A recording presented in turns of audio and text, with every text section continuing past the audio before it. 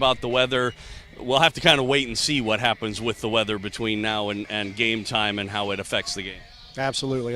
We've got some time and could change. Right now it's clouding up a little bit. And hopefully, at least if nothing else, everybody will stay hydrated. Absolutely. All right, should be a good one. Good luck. Thanks, Joel. All right, that's Coach Careswell. I'm Joel Becker. We'll be back with more right after this on Titan Football, a presentation of Backport Sports, Beck Bros Productions, and 810varsity.com.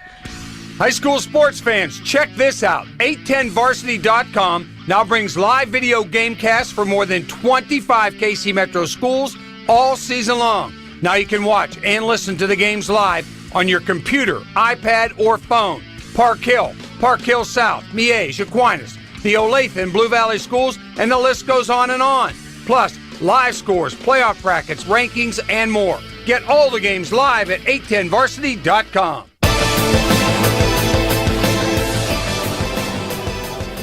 Welcome back live out here at Fort Osage, home of the Indians, as Lee Summit West won the toss. They have deferred and will kick off to start things off here in the first quarter of play.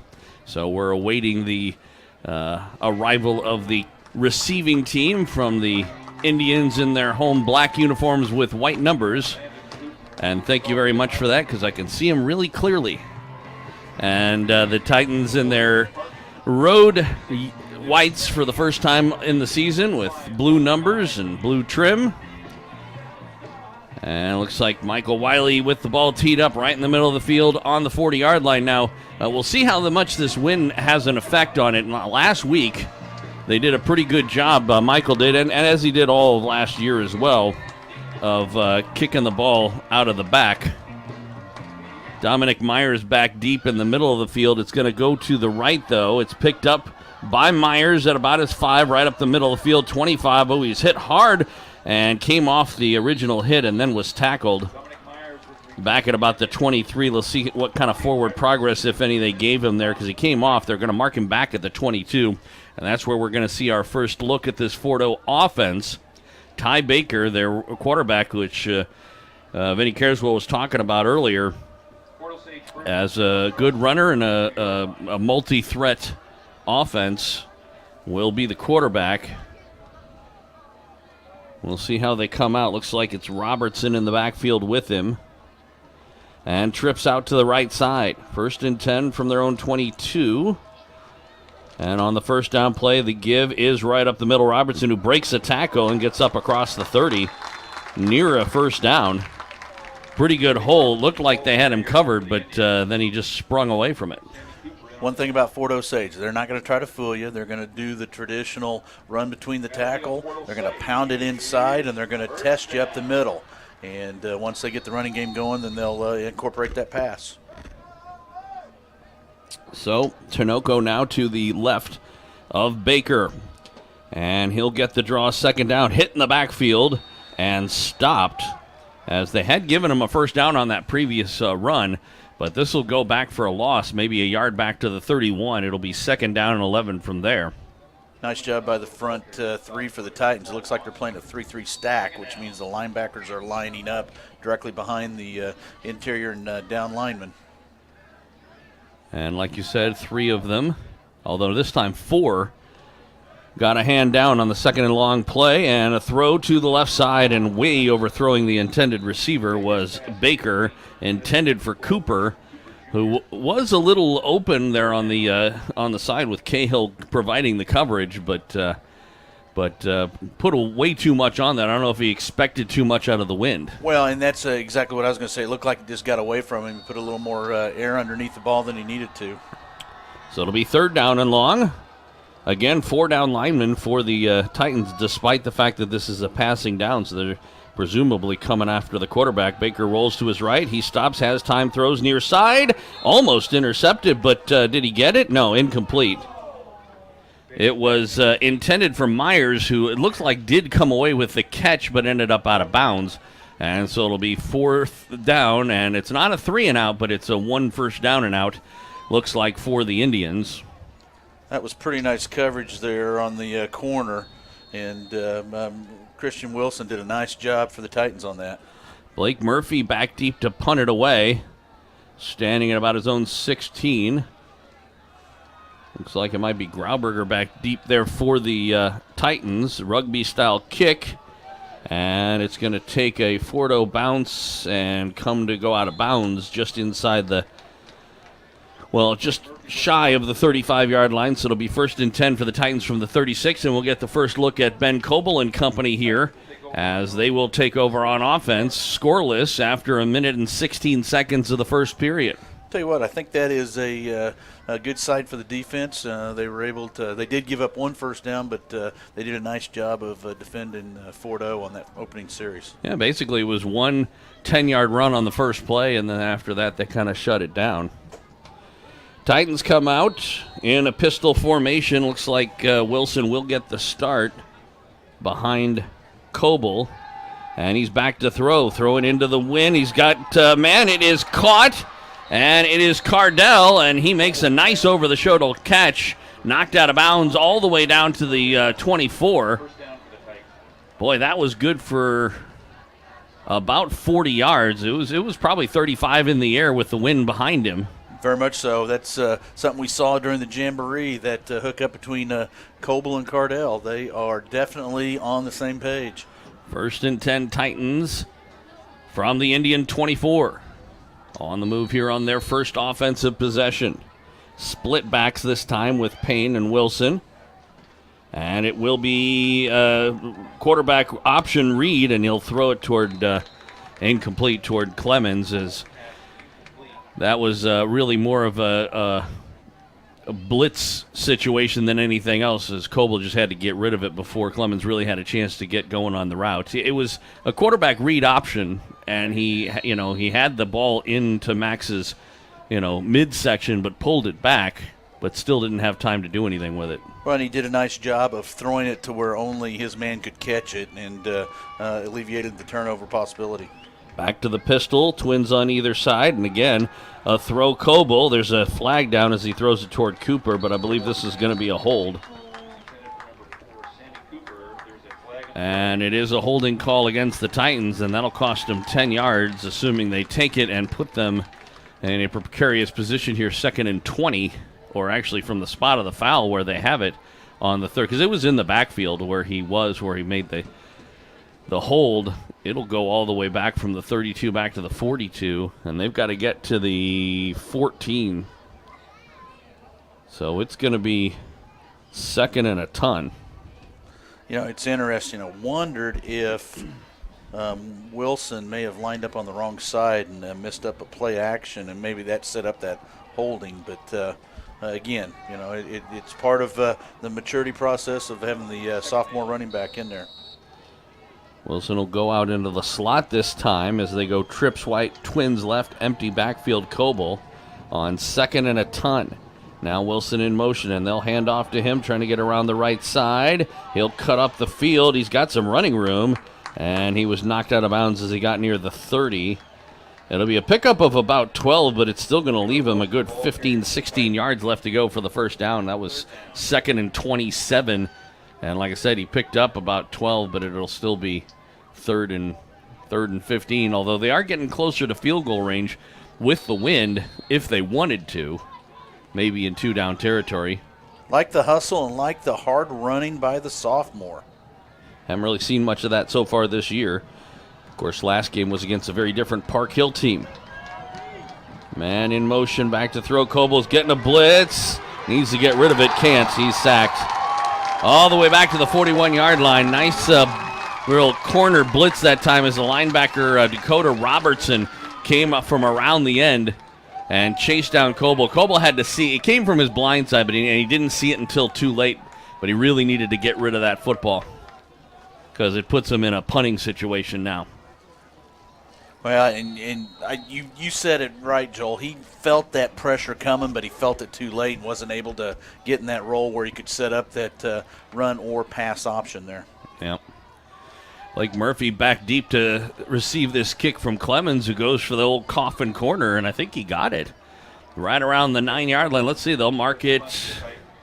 He's stepping up. Boy, I thought he was right around the 10-yard line, but they're marking it down at around the 17. Still not bad inside the 20. but you were hoping for a little bit better. 9:31 left to go. Both teams having to punt, although the Titans certainly got a lot more offense going and then were stalled by a penalty and a sack. So second shot out of here for Ty Baker and company. Tinoco in the backfield with him. Rolling to his right. He'll throw over the middle, and it is incomplete.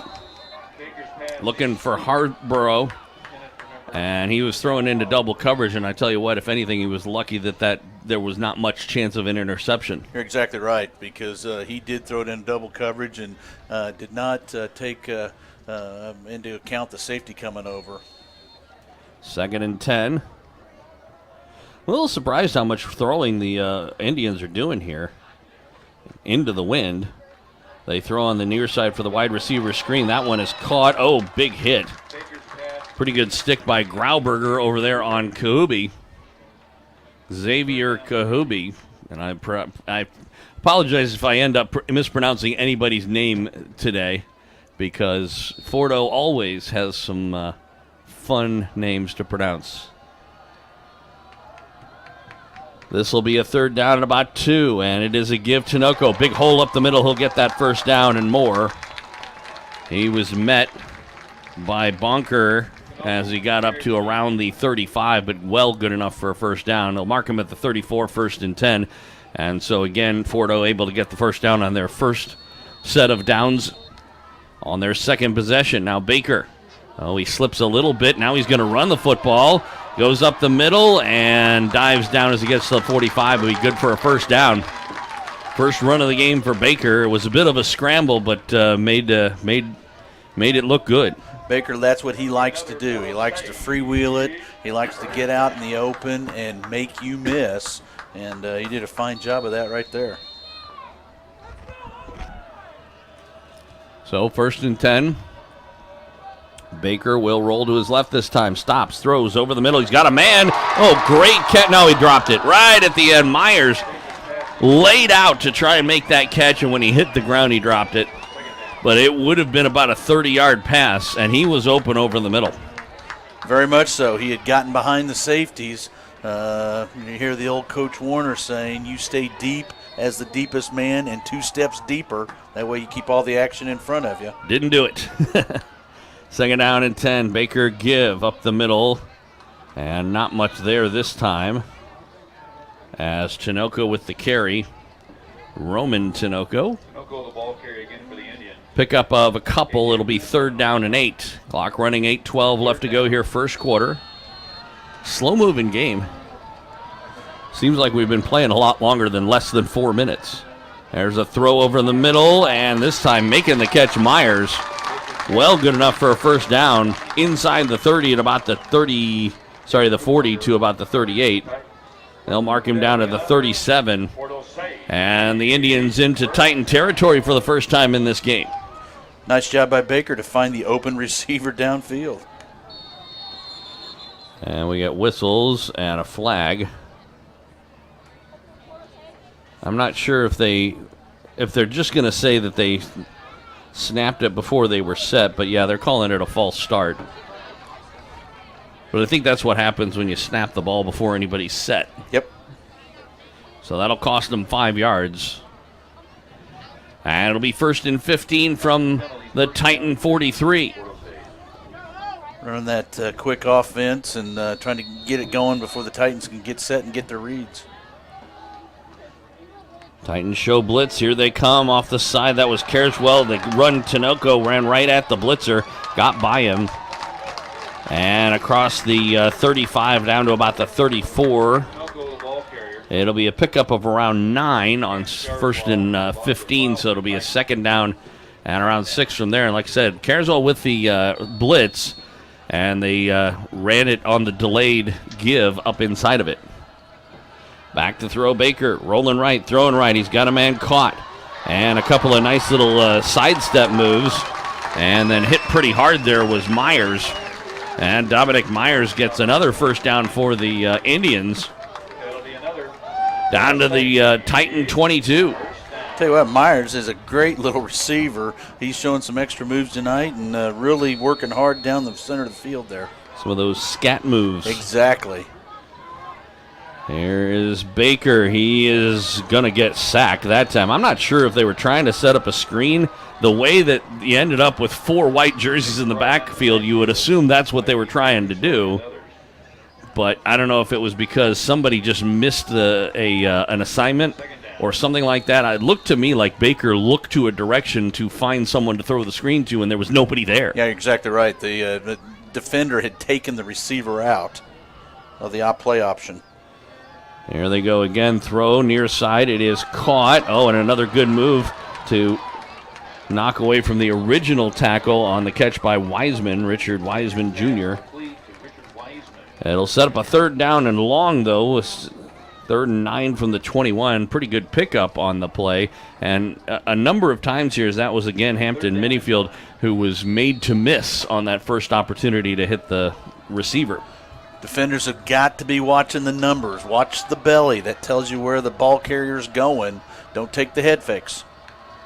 3rd down and 9. Rolling to his left. Throwing left. He's got a man caught. Nice catch by Kahube, and he caught it on his knees, so no opportunity for further yards, but it's good enough for a 1st down. 1st and I believe technically 10. It looks to me like they are just outside the 10 as opposed to 1st and goal. Or maybe not. It looks like they're taking so it is 1st and goal. Now they're stopping play. And again, they're calling a legal procedure against the Indians, presumably for getting the play off too quickly. I'm not sure if that's exactly the call or if they just otherwise are not following proper procedure, but for again, it's now instead of a 1st and goal from the 10, it's a 1st and goal from the 15. Joel, it could be something as simple as a lineman putting his hand down, raising up, and resetting. Could be. Give to Tinoco up the middle. Not much there, maybe 2, and it'll be 2nd and goal from the 13.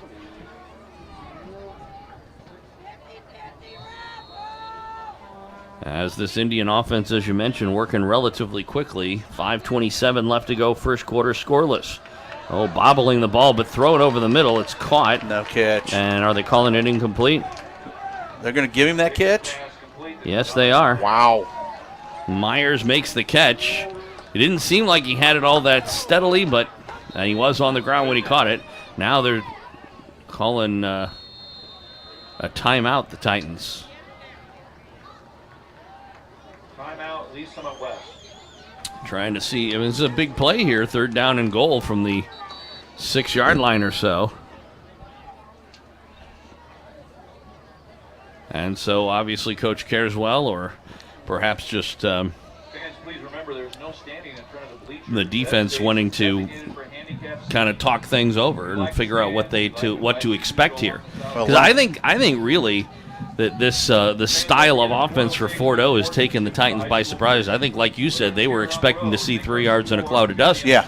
And it's been an aerial show for the most part. Very much so. And last week when I was looking at the huddle game film of Fort Osage against Ray South, Baker and the offense for Fort Osage had a very similar situation. Baker rushed his throw and threw an INT right on the goal line. So, with that said, if the Titans are able to play their zone defense or if they go man under zone over the top, if they can find a way to confuse the quarterback, there may be an opportunity to get a pick off here and fend off any scoring opportunity. It's assuming they throw the football.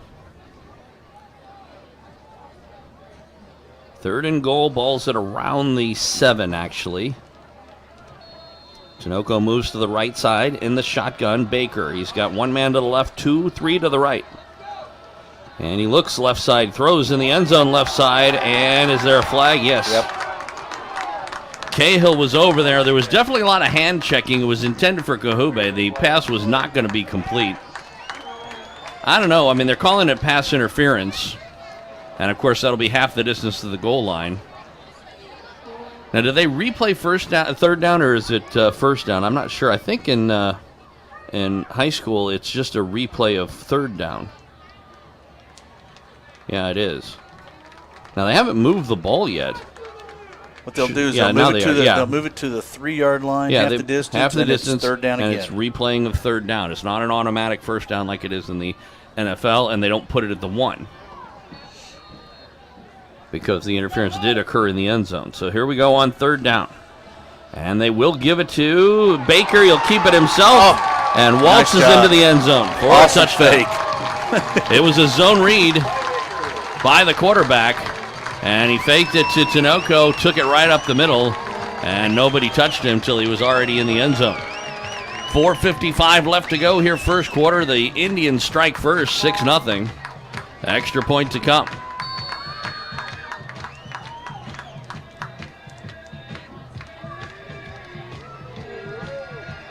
Nice series by Fort Osage there.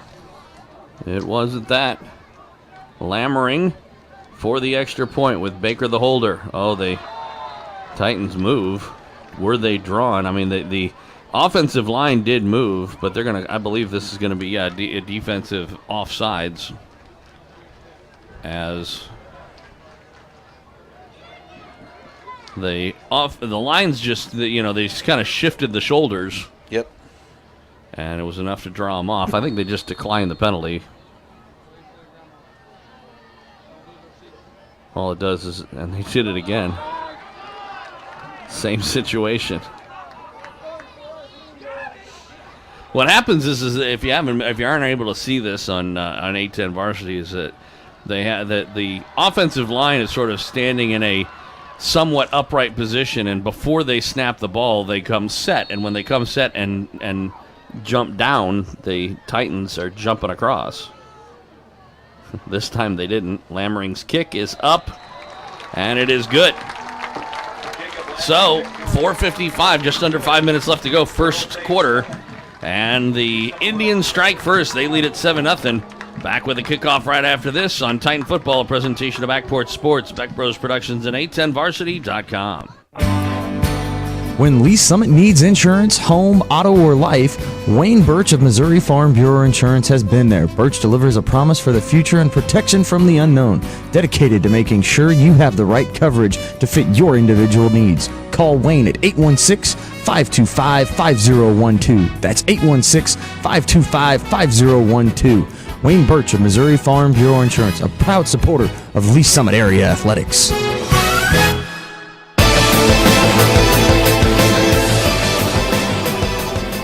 Welcome back out to Indians Field here at Fort Osage. The Fort Osage Indians on top of the Lee Summit West Titans. 7-0 our score. Just under 5 minutes left to go here in the first quarter of play. It's like it's Cooper and Wilson back deep as Lammering has the ball on the right hash mark.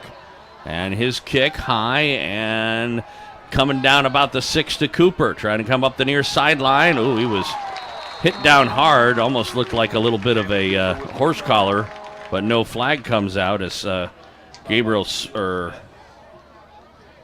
Smith made the tackle. Decent return, though, up to the 23. It'll be 1st and 10 for the Titans. They have been able to move the football, or at least they did on their first drive, but they were stalled out by a penalty and then a sack. Tell you what, when you come over here to Fort Osage, you are always surprised at two things. One, how hard they hit you, and two, the speed of this team. Well, now they got turf, too. Yeah, and they all wear the black shoes, and they used to run in that tall 3-4 inch grass, and now they're just getting after it. Max Payne with the give up the middle. And he gets up across the 25, close to the 26. It'll be a pickup of 3, 2nd and 7. And neither team has really even made the attempt to establish the run in this game. No. And that was something that the Titans really never did do last week. And, you'd kind of like to see them get that identity going. Well, and first time this year where you see two running backs in the ball game at the same time. Split on either side of Coble, and it will be a zone read. The throw, it is caught by Cooper, slipped one tackle, and then he was hit as he got across the 25 up around the 28. It'll be another pickup of a couple, but still set up a third and longs, third and about 6. They need to get to the 34. The ball is just past the 28. This is, a little feeling out period, finding out exactly what you can do with this Fort Osage team. Cardell's the wideout. He's made the longest catch of the game for either team. On the near side, Coble looking right, throwing right. It is caught by Payne, but he was out of bounds. Not even sure he actually hung on to it, but it doesn't matter. It's incomplete, and it'll set up a 3-and-out for the Titans, and not the response you want to see if you're Vinny Careswell and company. It's not, but again, the first quarter is all about it's all about testing your opponent. See what works, what doesn't work. Coach Edwards, the offensive coordinator's got a lot of things on that play sheet, and you're just trying to see what's going to be the right mix tonight.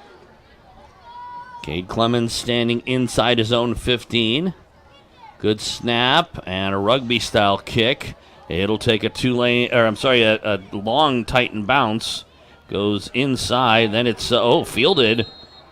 Probably not a smart play by the Indian returner. That was Dominic Myers. Not quite sure if he touched it or... Well, it looked like a Titan player had to go off of his leg. Yep, exactly what I was thinking. But, and then Myers picked it up, though. Either way, it's not a smart play on Myers' part. If for nothing else, as it invites a pretty good, smack by the other team usually. So poor field position inside the 20 again for the Indians, although that didn't stop them for their last drive as they start on their own 18 with 3:23 left to go first quarter. Leading at 7-0 over the Titans. Baker with Robertson in the backfield, throwing near side. He's got a man. It's caught on the wide receiver screen. Pretty good stick stepping up from the linebacker there from Carson Peck on the catch, I should say, by Wiseman. But it will be a pickup of 6, second down about 4. Indians working quick. Robertson in the backfield again to the left of Baker. Takes the snap, rolling left side, being chased, throws. He's got a man caught.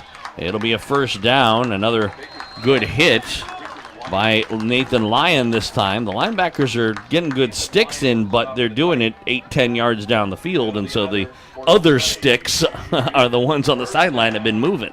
That's exactly right. Now, the thing that they got to keep doing is they got to get to the position and get their reads.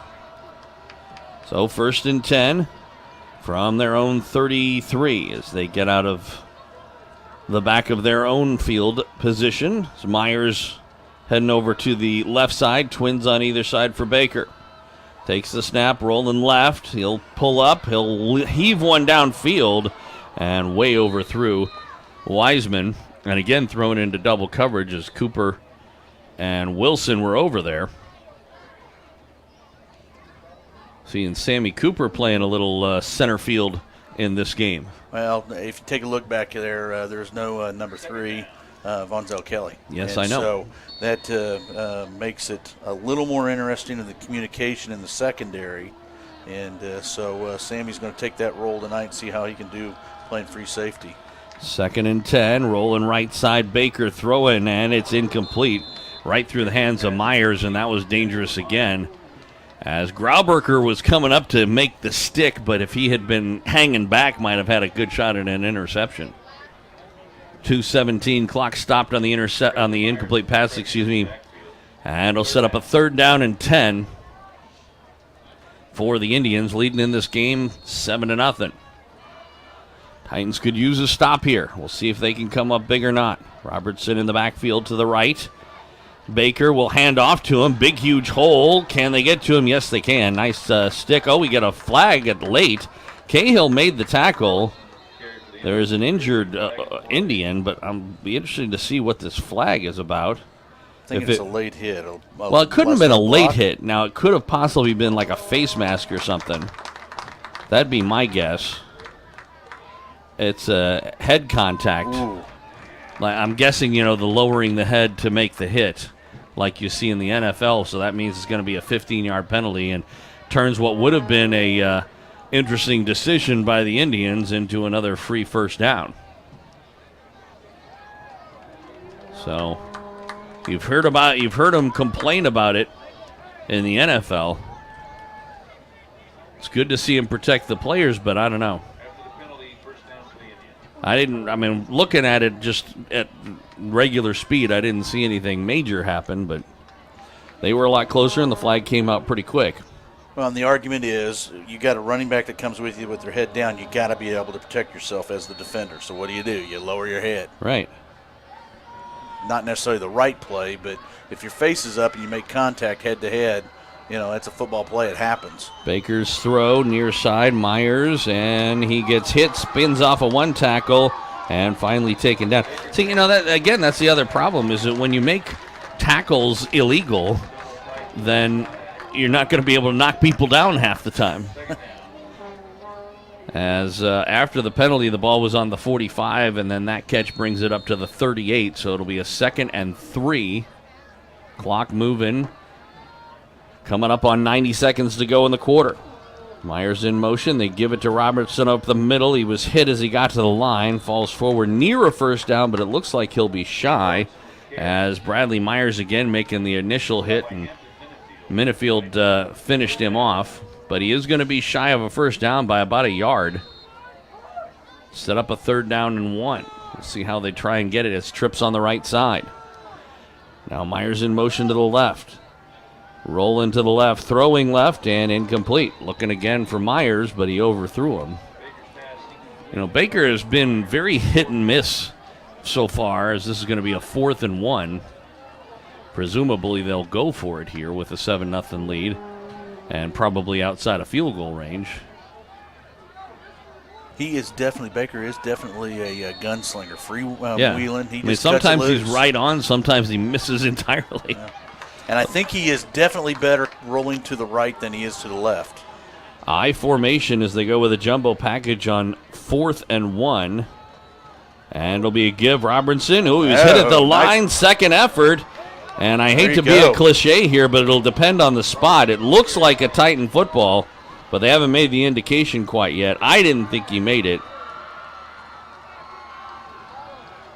Joel, we've done a lot of football over the years. Yep. When was the last time you saw a team line up in a pro set I formation and give it to the deepest man, the tailback, on a 4th and short? It's been a long time. Yeah. They just tried to enforce their will, but were unsuccessful. And it's funny because Robertson, the runner, had just tried that basically. It wasn't the same play, but he was knocked, back. Unable to get a yard the play before. So the Titans take over on downs. We'll see if they get any momentum after that. Trailing 7-0, under a minute to go here in the first. From the pistol, it'll be play action. Throw it over the middle. He's got Cardell. What a catch! He got one hand over to make it. And down at the Indian 45. Wow, Trevor Cardell. How he came up with that one, I have no idea. Awesome eye-hand coordination and a lot of practice in the backyard as a little kid playing in the neighborhood.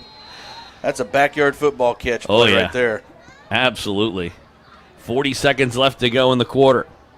1st and 10 Titans from the Indian 45. Empty backfield for Coble.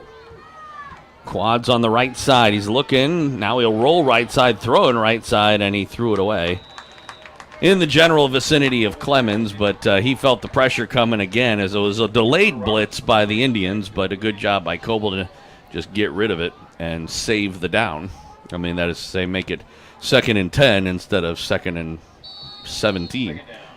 I am impressed with the overall team speed of Fort Osage. They're a lot quicker than what they looked on film last week. And they played Ray South, and Ray South is not a slow team by any stretch of the imagination. Empty backfield again for the Titans. Twins on the left. Now a man in motion is Cooper.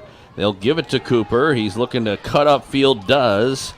Gets inside the 45 down to about the 42, but it'll set up a 3rd down and 7. And I imagine we're going to find out what happens when we come back. There's 10 seconds, and it looks like they are going to let the clock run out here in this first quarter of play, with the Indians getting the only score, 7-0 for Fort Osage. We'll take a break, come back for the second quarter of play right after this. This is Titan Football, a presentation of Backport Sports, Back Bros Productions, and 810varsity.com. 810 Varsity takes you through the football season like never before.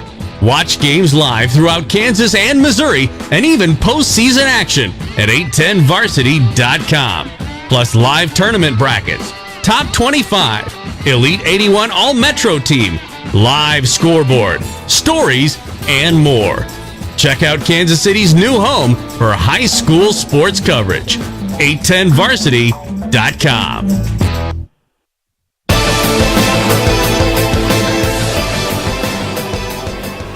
"12 minutes of football in the books here. And Independence at Fort Osage High School, and the Indians with the only score so far, leading at 7-0 after 12 minutes of play. We'll see what adjustments are made here for in the second quarter, as the Titans will start things off with a 3rd and a long 7 from the Indians' 43. Keeping in mind that now whatever wind there is, and it is dying down as the sun goes down. It's been kind of a crosswind, but if it is anything, it's in their face now as opposed to behind them, as it might have been a bit last quarter. Simple observation after the end of the first quarter there, the want to and the momentum is definitely on Fort Osage's side right now. West needs to wake up and start playing their kind of football. Trips on the right, Twins on the left on this 3rd down play. Cooper in motion. They will give it to Sammy. Now he'll throw it to Cade Clemens. Makes one move, got inside the 40 and down to about the 38-yard line. Maybe in 4-down territory here to set up a 4th and 3. Hard to say that there's a whole lot of point to punting it away on the 38-yard line. Not in field goal range. It would be about a 55-yarder from here. That was an interesting play there, especially coming on the short side of the field. I expect, it's funny, when it happened, I expected him to throw the ball when he handed it off, but I didn't know that was going to be the throw. Callahan comes in to be the H-back. Cooper in motion again, rolls out to the left. 4th down and 3, this time Wilson in the pistol.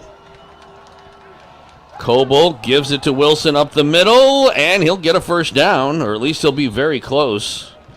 It looked like he got it based on the initial place where he went down, and they're going to move the chains. 1st and 10 Titans, as just enough for Taylor Wilson on the 4th and 3. Nice job by Coach Edwards of mixing up the run and the pass, using the whole field. Short side, middle, long side, wide side.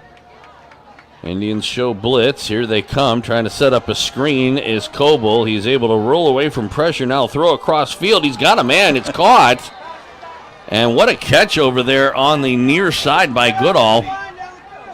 That was surprising. That a few things about that play were surprising. Now we do get a flag, and there may have been an illegal. I was going to say I'm surprised that they didn't have a lineman downfield as long as that took.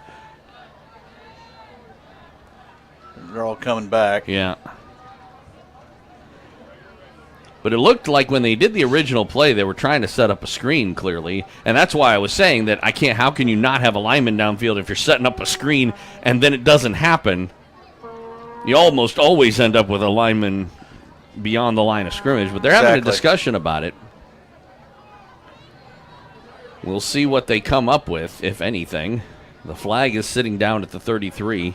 It was definitely a slow developing play there. And a slowly thrown flag, too. That flag wasn't there till well after the play was over. It was almost like it was an afterthought flag, maybe?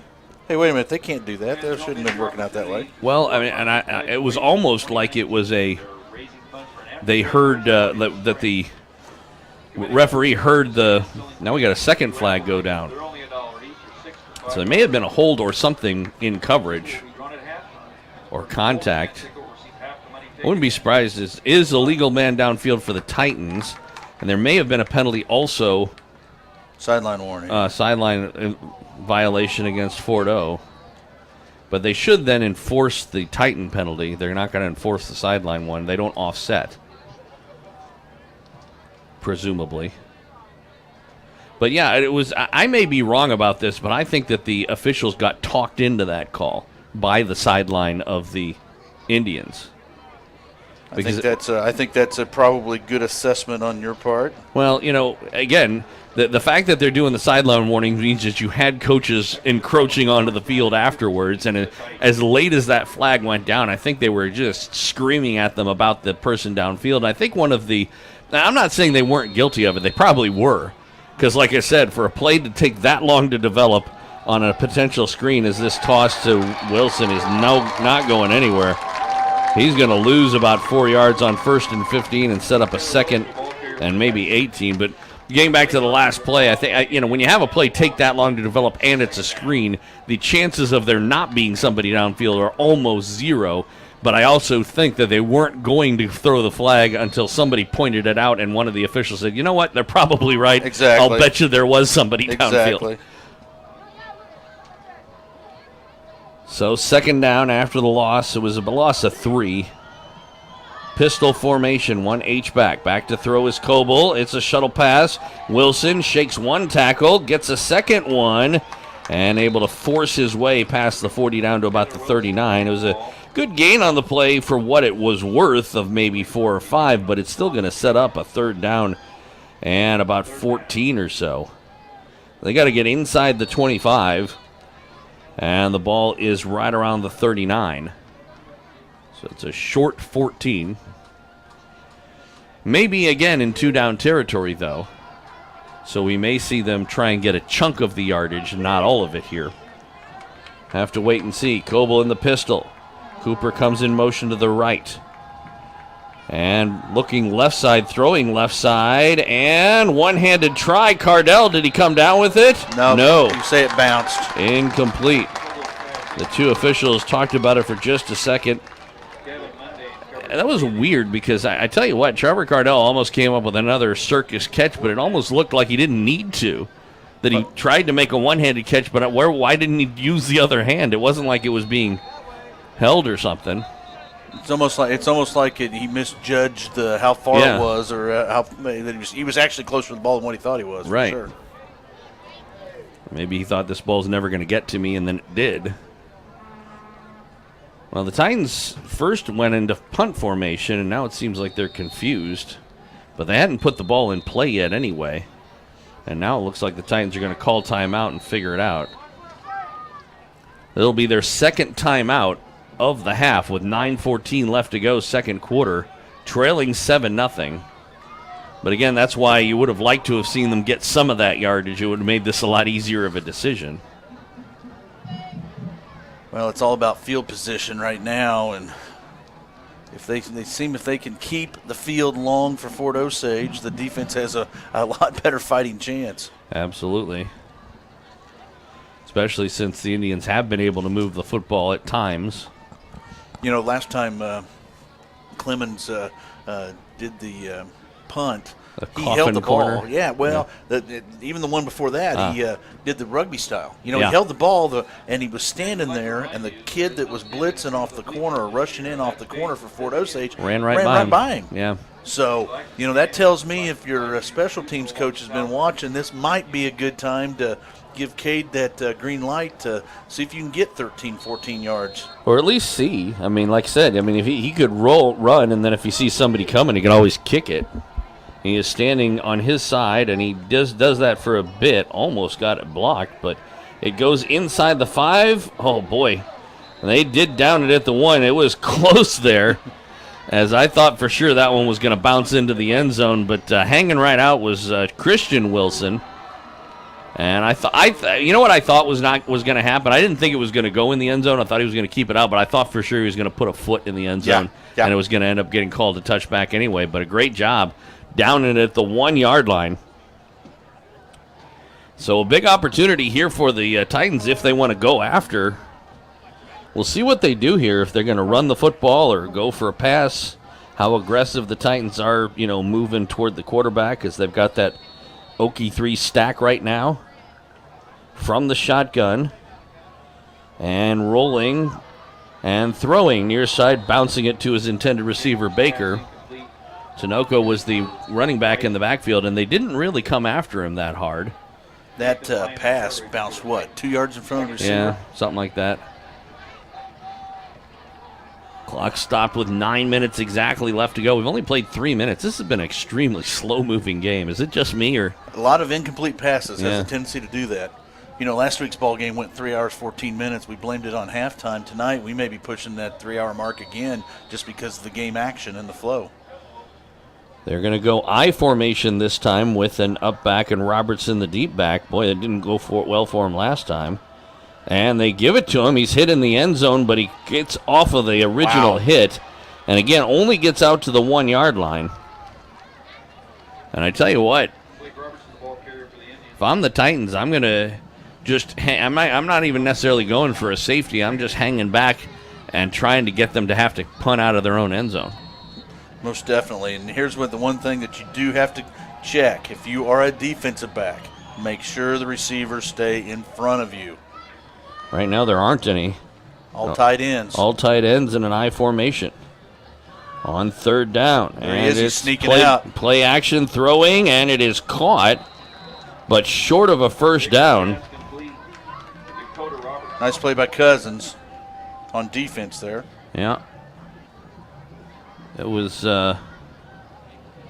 Dakota Robertson, who I'm guessing must be Blake Robertson's brother, perhaps, or cousin or something.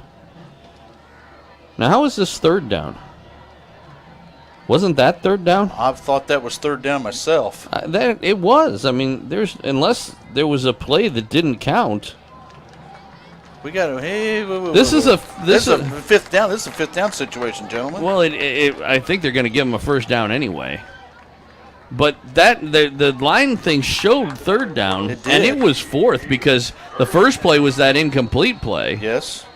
Boy, I for a second straight week, I think that the Titans have a real gripe with the officiating crew for that whole sequence. We had that problem last week. Yeah, that play should have been fourth down, and they ran it and got a first down. Yeah. But, I mean, who knows what they would have done if it had been. And again, I might be missing something. Is this end around by Myers? Good job by the Titan defense to sniff that out and stop it for no gain. But, again, the original first down play was clearly the incomplete pass. Yes. And then we had a second down play, which was the I formation run by Robertson where he got nothing. Right. And then we had that third down play, which was the pass. That was fourth down. Second down here, though. Second straight week to have a problem like that. Throw over the middle. It is caught. Myers. That'll be good for a first down up near the 28-yard line. And again, like you were talking about, Baker doing a little gunslinging from back in the backfield. Just buying himself some time and throwing it over the middle. Yep, that was the old-fashioned hometown fifth down play. Yeah. I don't know if the Titans got any kind of correspondence from Misha last week. Oh, and we get this one's coming back as a quarterback draw, and Baker never really got good footing, but there was also a hold in the backfield, and that is the call against the Indians. So this is going to push them back. Maybe that's a little karma there to offset that. Well, and the spot of the hold was about the 24. So if they do march it off to the 14, which they should, they've got to get to the 38. So it's going to set up a first and 24 for the Indians. 6:37 left to go here, second quarter. Fordo on top, 7-0 in this one. Baker, Tinoco in the backfield, trips on the right. He looks that direction, throws that direction, wide receiver screen, and was it caught? Doesn't really matter because he went down. As Kahube got the catch, I believe, but was on his knees. So no gain, maybe a slight loss, if anything. Well, the yard marker over there is illuminated. Yeah, I noticed that. And I saw he just flip the switch to 2, so we need to keep an eye on that. Second down and 24. Baker from the shotgun. He will give on the delayed give Tinoco. Oh, he was able to slip one tackle And he'll get right up the middle past the 25 near the 26. Still be a third down and a ton, but I tell you what, there was an opportunity there to stop that for nearly no gain. And again, the Titans not doing a good job of finishing their tackles there right at the line of scrimmage. They've done a good job at the second level of sticking their tackles, but at the line of scrimmage, they just haven't. We got 3rd and 12. They show 3rd and 12. Check. And it's going to be a keeper up the middle. Baker, he'll get that first down and more. Where's your middle linebacker? Fredrickson and Baker coming together, having a few words there at the very end. But like you said, he got all the way to the safety before really anybody touched him. It'll be 1st and 10, Indians from their own 44. This drive started on their own 1-yard line. 1st and 10. 3 down linemen for the Titans. Baker rolling right. He'll stop, he'll throw. It's picked off. Intercepted by the Titans. They're going for the strip as he comes up the far side, but he got back to the original line of scrimmage, all the way back to the Indian. And it looks like Carswell came up with the interception. That's what they said anyway. Yes, sir. I was trying to catch the number. It was 87. Yep. So you don't often see defensive ends back in coverage like that, but. Well, that defensive end is also a hybrid linebacker, so he's going to drop off and get that. He does, and well, I mean, we've seen that before. Every once in a while, you'll see, like, back in the days with the Chiefs, you'll see, number 91, for example, dropping back into coverage when he doesn't go on a blitz or something like that. And so the first big turnover of the game goes to the Titans. That was a big deal last week. With just under 5 minutes left to go, 4:58 in the first half. And the Titans not only get the ball, but pretty good field position at the Indian 43. They have been this deep into Indian territory before, but we'll see. They have never started this far. Well, and this is one of those momentum changers right here. It you can got a chance where you can instill what you want to do on offense and put your will on them and move that ball down the field. But again, right now, as we were talking about, Fort Osage wants this game a lot more than the Titans do until this point in the ball game. Let's see what the offense does. See if they go after the big strike, the quick strike after the turnover.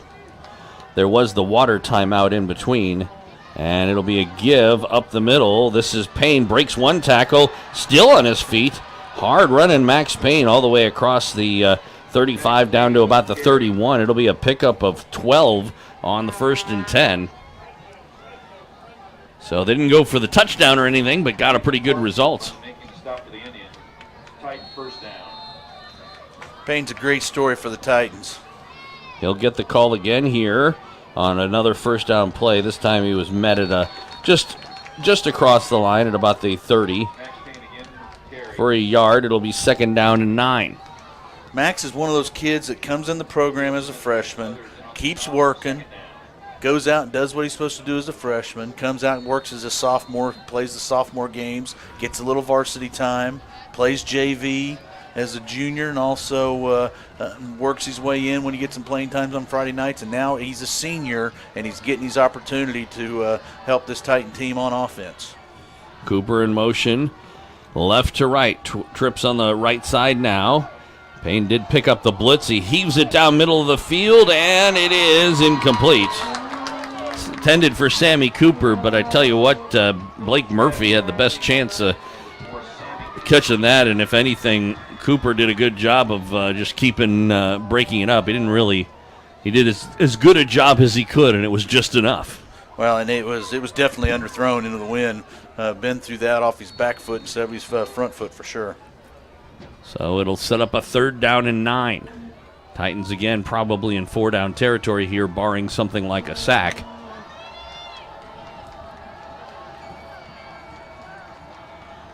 They go with an empty backfield, trips on the right, Twins on the left. Now a man in motion, Goodall, and it's back to throw Coble. He's getting a hard rush. He throws right side. He's got a man, but he overthrew Cooper. He was open on the near side.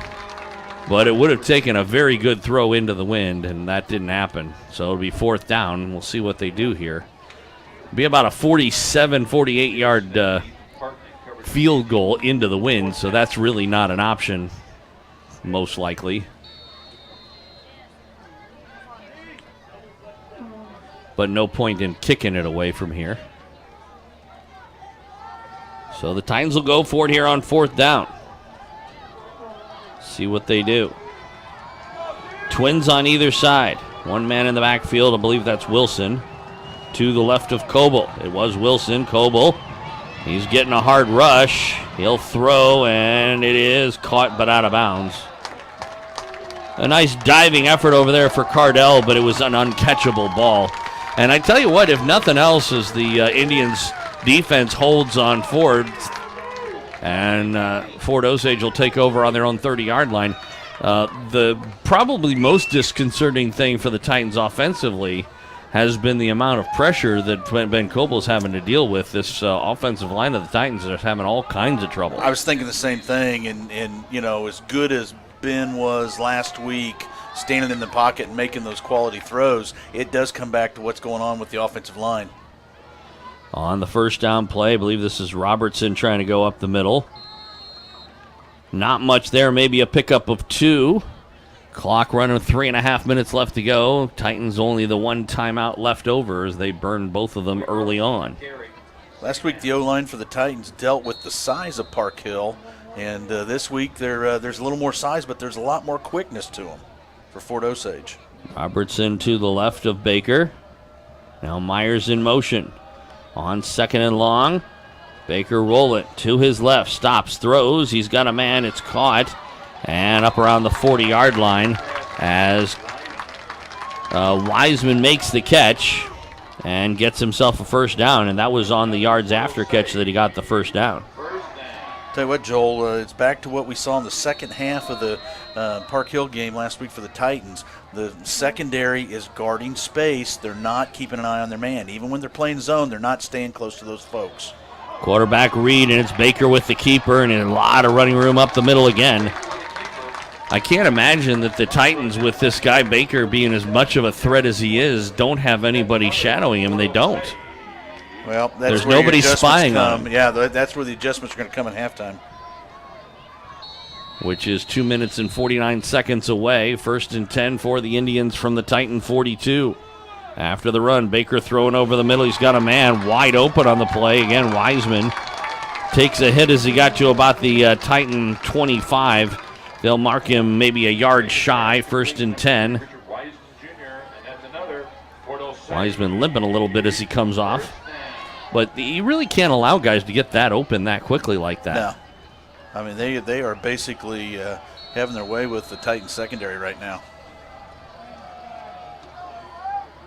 Baker will throw again over the middle quick. Same kind of a play this time to Myers, and he makes the catch. Good for another 1st down around the Titan 15. Okay, on that play, we had 3 linebackers standing within 2 yards of each other and nobody on the hash, and Meyer just picked him off right there at the hash and went down the field. Got 10 yards. 1st and 10 from the Titan 15. Back to throw Baker, another quick throw, and once again it's Myers, makes the catch, tackled at about the 10. Pick up a 5, 2nd and 5. Clock running, 2:05 left to go in the half. Indians have all 3 of their timeouts. A lot of folks standing flat-footed for the Titans in the secondary. The Titans really appear like a team that just doesn't even want to be here. Yep, they are definitely flat. Robertson up the middle. He is hit. You know, after that 4th down stand, you'd think that that would have given some, inspiration to the Titan defense, but it really hasn't. 3rd down, about 4. Clock down to 1:35. No hurry here for the Indians, although, like I said, they have all their timeouts if they want them. Could be in 4-down territory, and we get a whistle. And it's an illegal procedure or false start against the Indians. That's a big play because it takes it from a 3rd and short to a 3rd and long, 3rd and about 2 or 3 to a 3rd and 8 with 1:22, although at least so far in this drive, it doesn't seem like the Indians have to be too concerned about making some moves on the Titan defense. Well, that's what I was thinking when you said it made it a 3rd and long. This gives them a little more room to work with those receivers, and that's a little more space for the Titans to cover. Plus, they can run more clock off. Exactly. So after the penalty, 3rd down and 8. up to the line come the Indians. Trips on the right, one man on the left. Robertson in the backfield to the right of Baker, who gets the snap, looks. He's going to go up the middle himself, trying to get to the outside, inside the 5. Where's a flag? This one's coming back. I don't know if they're going to call it a touchdown. They do, but I do believe there's going to be an illegal hit in the back. Yep. That happened at about the 5-yard line, so it's actually going to set up a 3rd and 10 after the penalty. It's that targeting block, that defender that doesn't see the blocker coming. Question is it a 10-yard or is it a 15-yard? 15. Personal foul against the Indians. Spot of the foul was around the 5. It was a spot of the foul of the hit? Or Yeah, the I believe. block? Yeah, I believe it's the spot of the hit. And it looks like they're going to mark it off from the 5, which would take it out to the 20, and set up a 3rd down and about 13 from there with 1:07 left to go. And like you said, it was basically a blindside block. What used to be called it was kind of like a clip or an illegal block in the back. Well, and that's one of the things that they're wanting to help clean up the football game is to eliminate those blindside hits. It's one of the things that causes concussions because, it's funny because everybody thinks of concussions as being, people getting hit in the head. But as much as you can get a concussion for being hit in the head, what really gives you concussions is that whiplash effect. Exactly. And if you can think about it, when you're just standing there and all of a sudden you get hit in the back, you get that whiplash effect and that can cause just as bad or worse of a concussion. 3rd and long, throwing toward the corner of the end zone, incomplete. Cahill on the coverage, no flags. A complaint because of that by Myers. He thought that Cahill was in his way, but didn't get the call. And it'll set up 4th down. And I would think they're going to have to go for it here, although, Lammering does come out on the field, and he does have a good leg. We've seen him before, remember him last year. Well, they can make a first down, so... Yeah, but it's 4th and about 13. So it looks like they're going to go for the 32-yarder, 31-yarder with the win for Lammering to make it a 2-score game. But again, Baker is the holder, so keep that in mind. Low snap, gets it down. The kick is up, plenty of leg, and right down the middle. So with 58.9 seconds left to go, the Indians extend their lead 10-0. Back with a kickoff after this on Titan Football, presentation of Backport Sports, Beck Bros Productions, and 810varsity.com. When Lee Summit needs insurance, home, auto, or life, Wayne Birch of Missouri Farm Bureau Insurance has been there. Birch delivers a promise for the future and protection from the unknown, dedicated to making sure you have the right coverage to fit your individual needs. Call Wayne at 816-525-5012. That's 816-525-5012. Wayne Birch of Missouri Farm Bureau Insurance, a proud supporter of Lee Summit area athletics.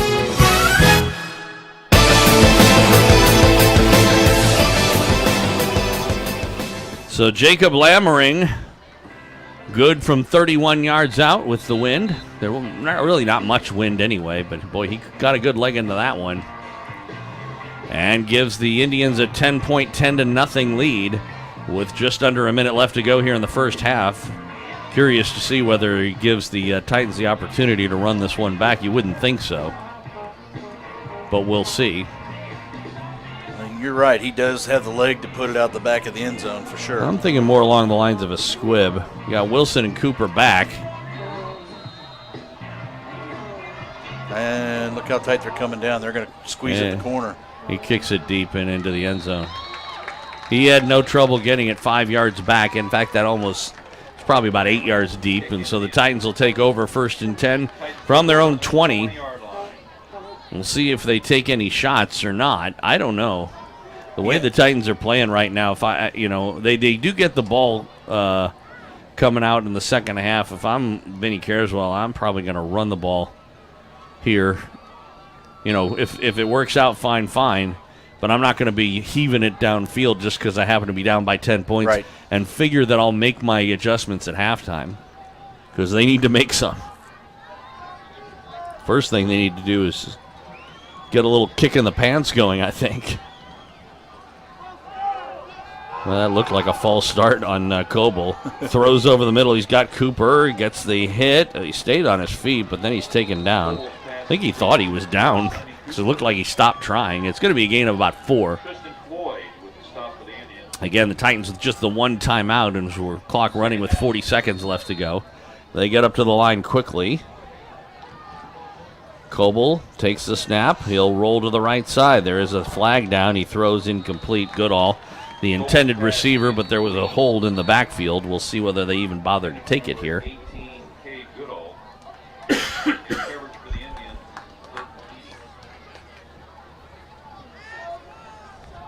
It would be a half the distance of the goal penalty, I think.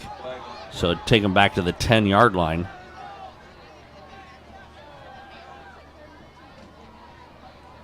If I'm 4-0, I don't know that I even take it. Have a 3rd and 7 or take them back? Yeah, or a 2nd and 20. They are going to take it. So it'll be 2nd down and 20 after the penalty. With 28.8 showing on the clock here in the first half. After the penalty, 2nd down and 20. Coble sends one man in motion. That's Goodall. Back to throw. And again, he gets a rush. Oh, and he's sacked in the end zone. That could be a safety. Yep, safety. Coble needed to get rid of that ball, but again, just going basically untouched on it. It was a bit of a delayed blitz from Dakota Robertson. He's been one of, it hasn't just been one guy. He's been one of a few guys that have been constantly right in the face of Ben Coble. And this time, didn't have anywhere to go with it, or at least that's what he felt like. I mean, I'll grant him that at least he didn't make a stupid pass. Sometimes you'll see somebody coming, you'll just heave it up there, and it ends up leading to more points. But still, you would have thought that in that situation he would have had some sort of safety valve he could have at least, thrown it at the legs of. Well, sometimes, even though it's a 2-point on the safety, sometimes you're just better off to eat it. In that scenario and the way this game's going, I think that was one of those perfect times. Well, and although go back to what I was saying before they even started that drive, I don't think I would have been doing what they were doing in the first place. Yep. For exactly that reason. Not so much because I expected them to get a safety, but just because they need to make some halftime adjustments and change around this game. And that you don't want to eat any more points, and that's what they ended up doing. I was thinking more along the lines of a 3-and-out with a kick, and then the Indians being able to get another field goal or a touchdown or something. But they are going to get the ball back on the safety. Ball's at the 20-yard line, teed up there. Michael Wiley will tee it up. Of course, you are allowed to punt it from here. It's a free kick. You can kick it however you want. But they are going to kick it off the tee, a line drive kick. Boy, he's going to let it go. That's a live ball, boys. Yeah, and it's going to go all the way into the end zone for a touchback. An 80-yard touchback on the kick for Michael Wiley. Wow. Tell you what, Michael is one of the bright spots. He has, between him and Clemens on the punt, special teams have kept the ball game in the Fort Osage end. The problem is defense haven't been able to slow him down. Nope. Fort Osage takes over on their own 20. Yeah, the West kids look like they're running in quicksand. Yeah. I mean, just not getting anywhere or going anywhere.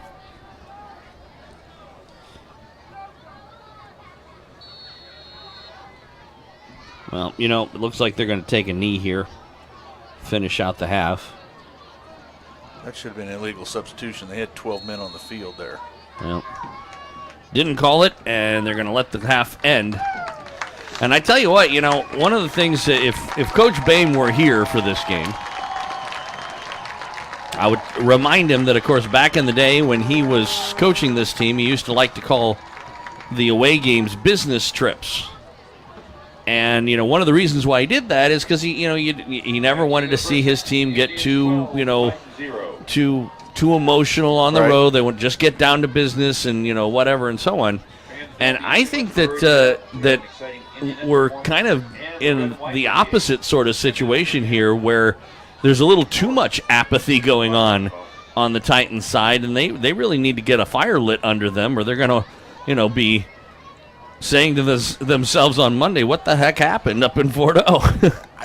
I believe they took Fort Osage a little light. What do you think? I mean, that's just the way they're acting and the way they're playing. They've got. I think they still are taking them light, even though they're losing. Even after they gave up the touchdown, even after the field goal or whatever, there just hasn't been a whole lot of passion out there. No, and that's one thing that we hope to see, and you get a little fire and brimstone there in the locker room, and bang on a locker or two, and get the folks' attention and get them ready to play some ball. All right, we're going to take a break, halftime here at Fort O. And we'll come back with some halftime numbers coming up after this on Titan Football, a presentation of Backport Sports, Beck Bros Productions, and 810varsity.com. High school sports fans, Trent Green here, and when I want the latest scores and news, there's only one place I go, 810varsity.com. Live scores, features, brackets, and even watch games live on the laptop, phone, or mobile device. Watch the Lee Summit, Blue Springs, and Park Hill schools, Blue Valleys, Olathes, Rockhurst, Miege, Lansing. The list goes on into Missouri and Kansas. And playoff broadcasts too, plus top 25, awards, and more. Check it out now, Kansas City's home for high school sports, 810varsity.com.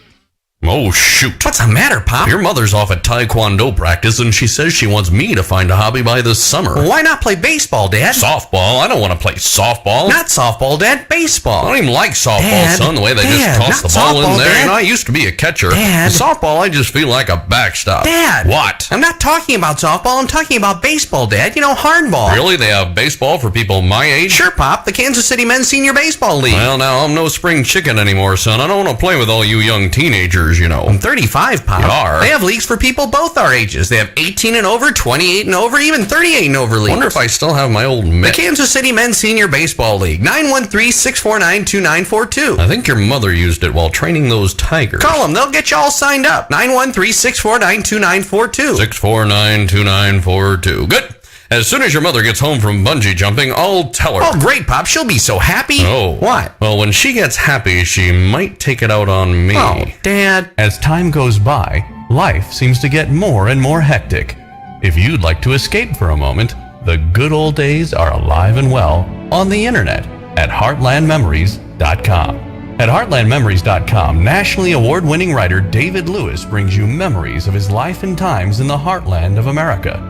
David's vocal style and masterful storytelling can often weave laughter and tears in the same tale, with his poignant and humorous recollections of days past. There was a time when we didn't Twitter, tweet, and email. That time is still doing fine at heartlandmemories.com. Canoe whitewater, beat the sun to the top of the hill, play baseball, jump in a pond with a horse, have Christmas dinner with Aunt Myrna, meet some real old-timers. You can. It's not too late. Spend a little time with David Lewis at heartlandmemories.com.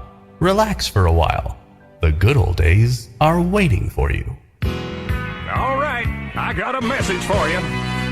Radio is the way to go if you want to advertise. Targeting your customers, any shape or size. Radio is a perfect way to tell them who and where you are. They listen at work, they listen at home, and you got them in that car.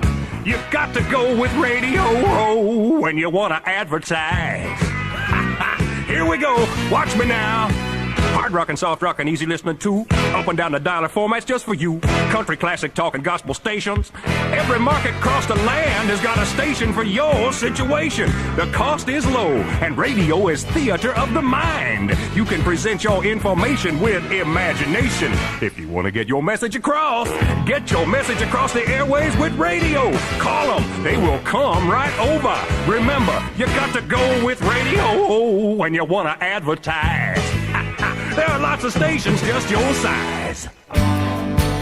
When Lee Summit needs insurance, home, auto, or life, Wayne Birch of Missouri Farm Bureau Insurance has been there. Birch delivers a promise for the future and protection from the unknown, dedicated to making sure you have the right coverage to fit your individual needs. Call Wayne at 816-525-5012. That's 816-525-5012. Wayne Birch of Missouri Farm Bureau Insurance, a proud supporter of Lee Summit area athletics.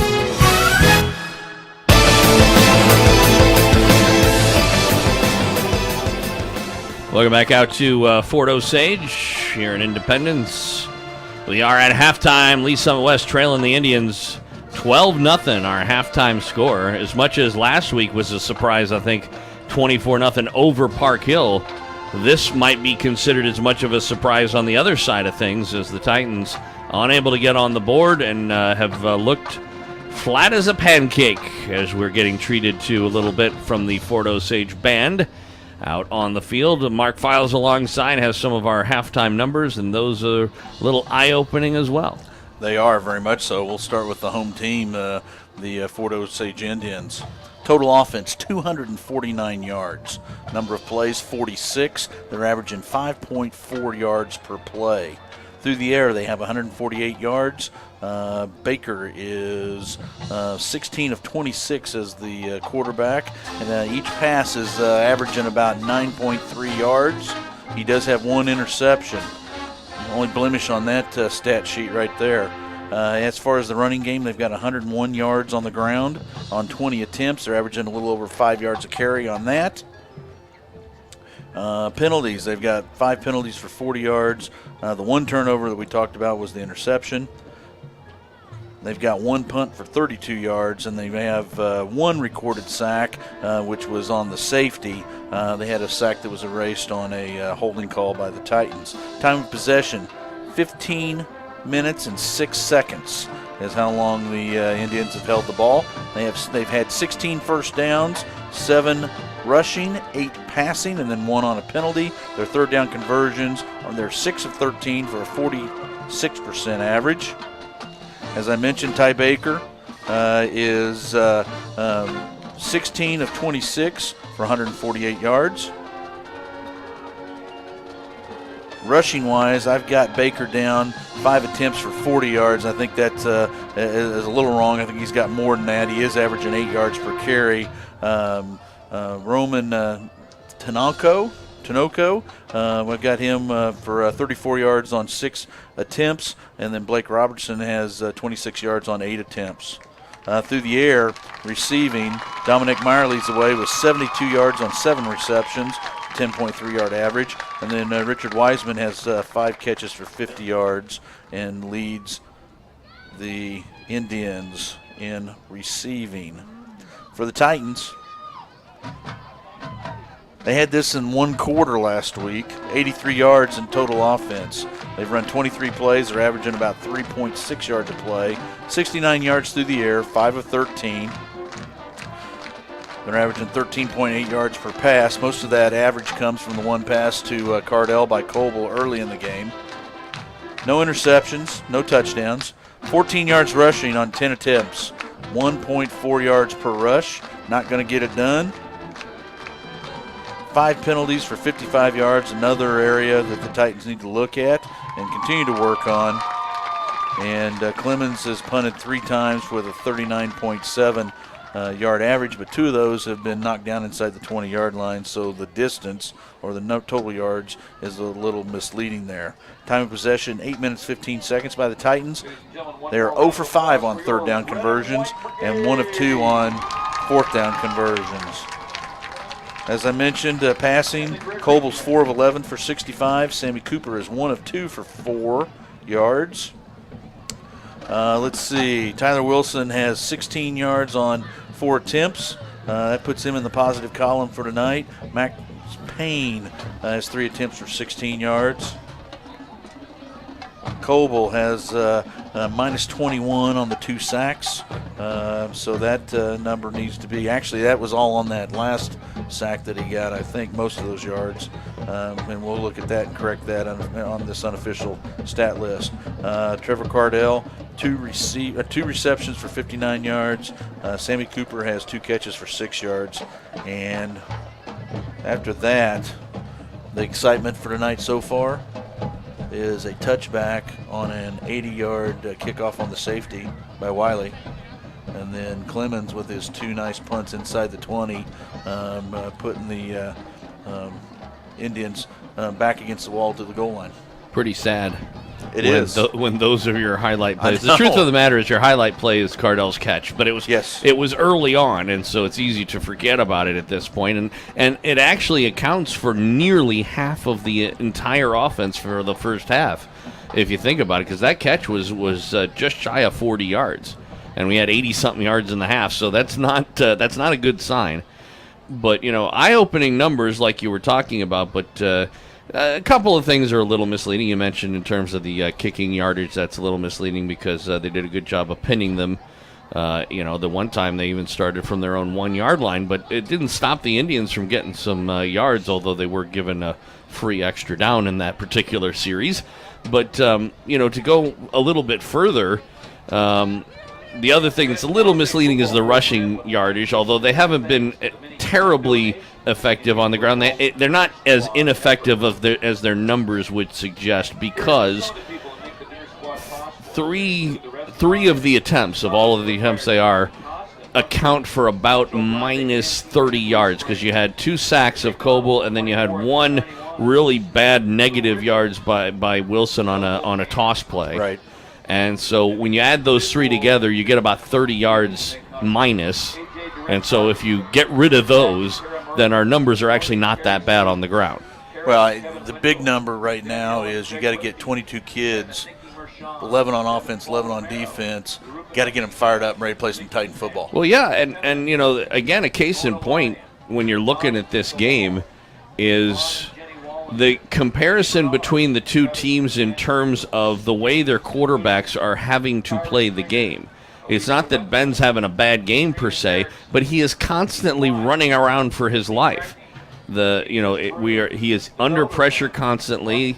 He hasn't been able to make especially good throws, and it shows, and so on. And then you compare that with Baker, who has essentially it's been very seldom that he's had much pressure at all. And even when he's been able to turn it into positive gains because his running ability has allowed him to make any time that he has felt a little pressure coming from the outside, he runs right up the middle, and generally that has been wide open because nobody's spying him for the Titans. Excellent point. Baker is definitely a dual threat between the pass and run, and he does a very nice job on that run pass option. He has made some great fakes on that, and the kids have sold out for the ball carrier, letting the quarterback go, and that gets us into this position that we're in right now. Yeah, I pulled some quick numbers here or some scores from across town. Yeah. Lee Summit is up 21-10 over Belton at half.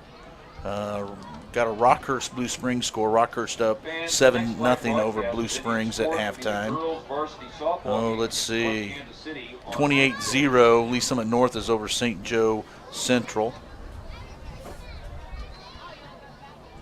Green Valley's up 10-8 over Grandview.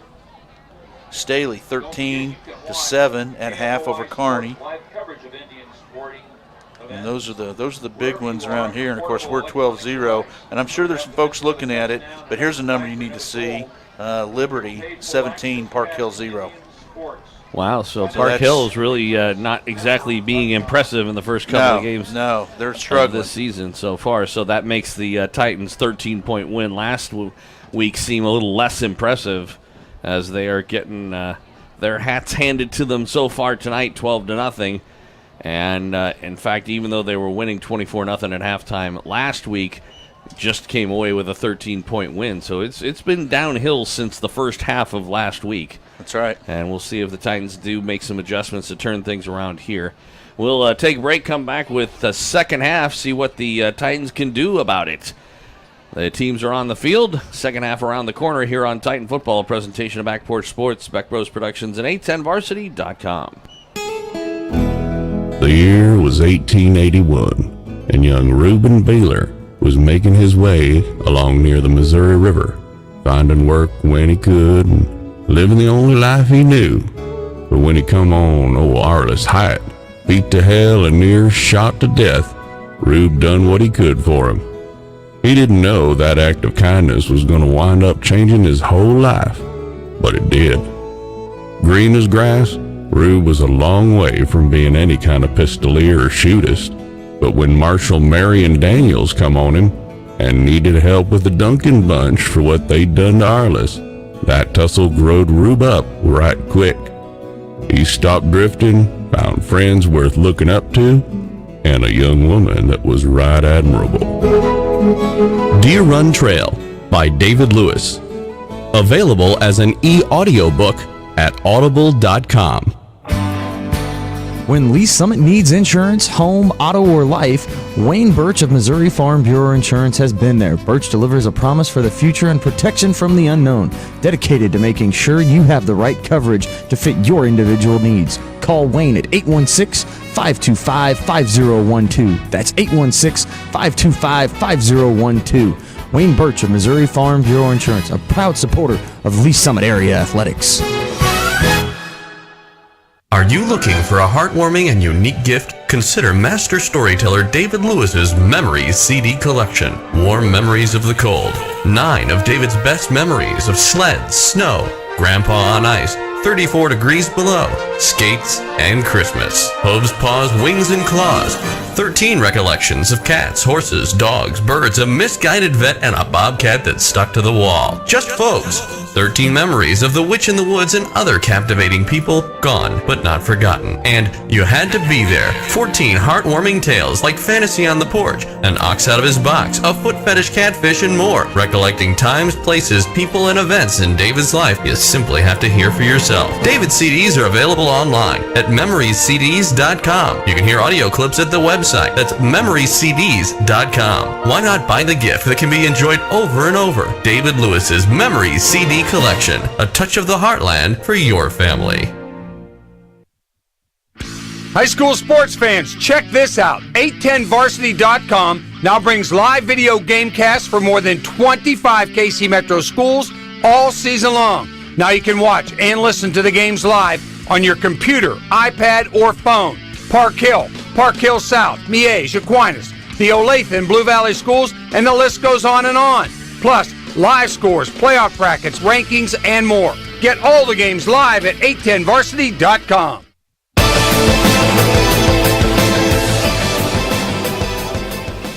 Welcome back out here to Fort Osage High School. Joel Becker along with Mark Feil sitting in for Coach Royce Boehm, the Hall of Famer, who is away this week on assignment, who should be back next week, I think. Yep. When we're at home. And a shout out to him. He's pulled up the stream, is watching it, to him and all the crew that's with him. Welcome aboard. Yeah. Shout out to the folks back east, the Cardell clan. Well, they saw a pretty good catch by Trevor, but they haven't had a whole lot else to clap about so far.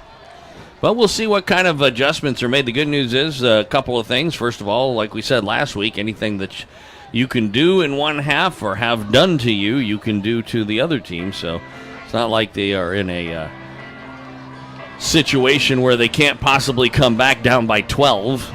2 scores. Yep. And they also get the ball to start off this half, and we'll see whether or not things will change up. The Indians chose to defend the it's funny because it's, when the Titans had the choice, they picked the other side. So they want the fourth quarter, apparently, the Indians, or I guess you could say they want in this quarter to have the wind and maybe put it out of reach by the time they get it to the fourth quarter. But if you look at the flags, it looks like the wind's in their face right now because it's kind of swirling. Well, it's up there. swirling. I was just going to say, when you look at the flags on that far side, they're definitely kicking with the wind. So, Lammering has the ball teed up on the left hash mark 40-yard line. And we're underway in the second half, and the kick a bit short, bobbled but taken by Wilson at about the 10, and he only gets to around the 17. Not the best choice as to the direction to go. It looked like he kind of just ran right into a blob of players. Well, the first thing you got to do is if you're going to catch the ball, you got to catch it clean, and then make sure you secure it, and then you figure out where you're going to run with it. So again, like we said before, we're going to see what kind of adjustments the Titans decide to make here at halftime on both sides of the field, presumably.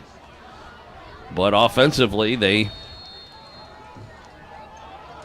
really need to do a better job of protecting Ben Coble. And who knows, maybe they'll do some more. If they don't feel like their offensive line is up to it, maybe they'll do more, rollouts or quick hitters, or who knows. On the first down play, it's play action, throwing on the far side. Cardell, incomplete.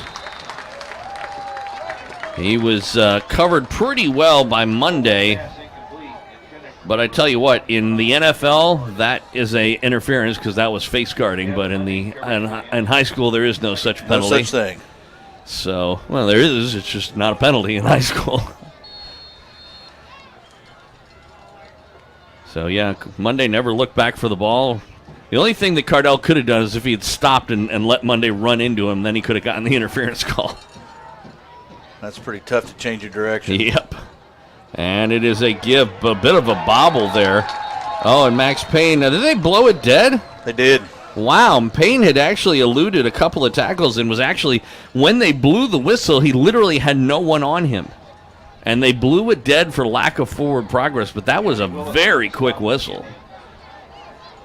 And it cost the Titans about 6 yards and set up a third down and long as the Titans look to avoid going 3 and out on their first possession here, but it's going to take something big here on third down. But I tell you what, that was a little, that was, like I said, an awfully quick whistle.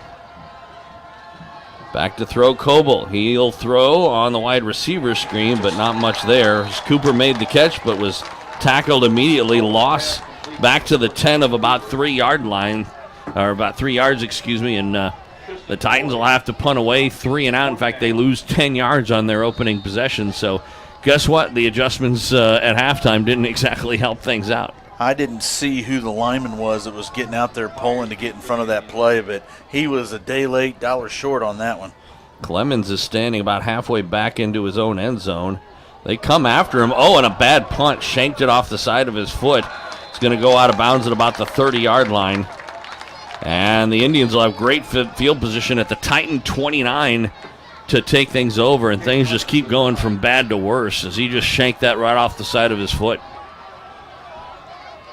Sometimes it's your fault, Yeah, I know. You spent the whole halftime praising Cade Clemens and his punting. I know. Put it on me. Of course. It's easy to do that.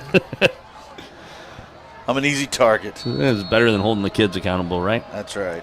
All right, so Ty Baker back out to start things here for the Indians with trips on the right. He rolls to his left. He's being chased. He steps up, eludes one man, and he's got some running room to the 25, down to the 20, heading for the sideline, and he goes out of bounds. The reaction from a crowd, but he was not. I mean, Cahill put a very small hand on his shoulder, but he did it while he was still in bounds. Now, Cahill is pulled up. It looks like he may have a hamstring issue. But the fans definitely are not happy with the lack of a call there.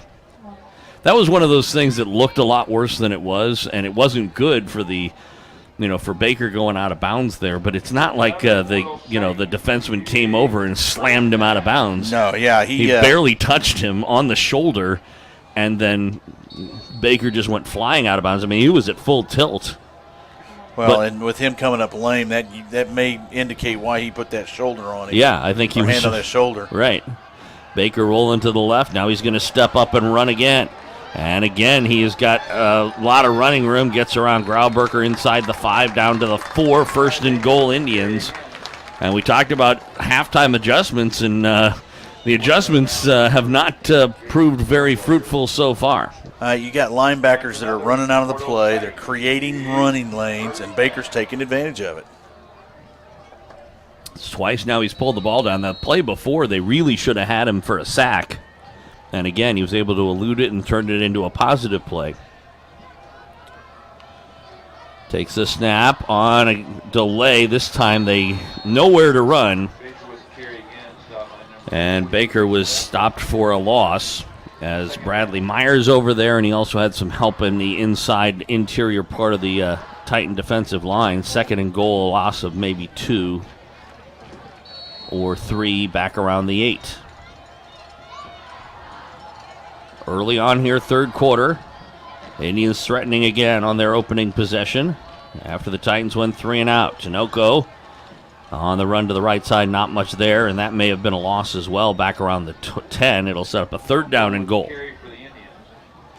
The last 2 plays, the Titan defense have played their gap responsibilities, and they've basically taken away the running lanes, and that's why you've had 2 losses in a row. Nice job by the boys. Need to keep it up. Man in motion. They give it to him. Myers trying to get around the outside, but a good job of pursuit that time, and also of containment as Wilson, forced him to cut up, and then he was being followed pretty well. It's going to set up a 4th down and another field goal opportunity here for Lammering, it looks like, as they bring him out. He kicked one from this side from 31 yards out a little while ago. This one will be from 26. As we said, the wind's really died down a lot here in this since the sun's gone down, as we kind of expected. Titans need to be aware of the fake and then also see if they can get in there and get a block. And avoid going off sides, which they may have done. They've got that little hitch in their alignment, and it draws the guys off every time. Well, it has for most of them. Now it's going to set up a 4th and goal from about the 5, and they may, of course, they can certainly take the penalty or they can decline the penalty. It may be an easier, if they're going to kick it, it might actually be an easier kick from a little further away, but it looks like they are going to take it. Of course, there's always the chance that they could go for the fake, with Ty Baker, the quarterback, also doing the holding. And there's an official's timeout, I think. The ball should be just, this is, again, I have to say, and I don't mean to sound bad about this, but this, just like the first week, this officiating crew also could really use a little bit of work. Because the ball was at the 10-yard line, and it's a 5-yard penalty, half the distance to the goal if it's inside the 10. And at first, and in fact, even still, the ball is inside the 5-yard line, and that is literally impossible. Yeah. You cannot have the ball inside the 5-yard line in a 5-yard penalty, because either the ball was outside the 10-yard line, or if it was at the 10, it would be half the distance, and that's just, neither way was it good. But anyway, the kick is up, and it is good. But yeah, that was a bad spot. It didn't make any difference, so don't get me wrong, but still, it's just, and these are basic things that you just have to get right. We had a 5-down situation earlier. It's really inexcusable. But 15-0 our score after the kick. Lammering's second field goal of the game. Back with a kickoff after this on Titan Football, a presentation of Backport Sports, Beck Bros Productions, and 810varsity.com.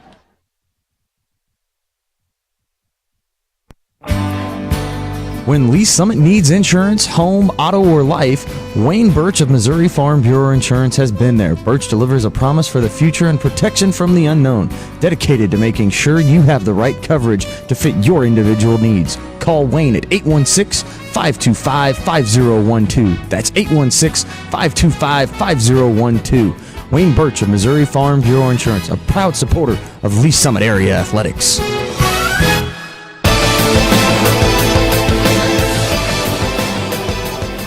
Welcome back out to Fort Osage High School. Joel Becker and Mark Files sitting in for the Hall of Famer Royce Boehm.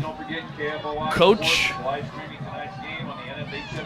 will be back at Lee Summit home game at Titan Stadium next week against Blue Springs South, so it doesn't get any easier. Does not. Didn't have a score update on Blue Springs South. They're hosting Ray Peck, I believe, this week. 15-0 the score here. 7:55 left to go, third quarter.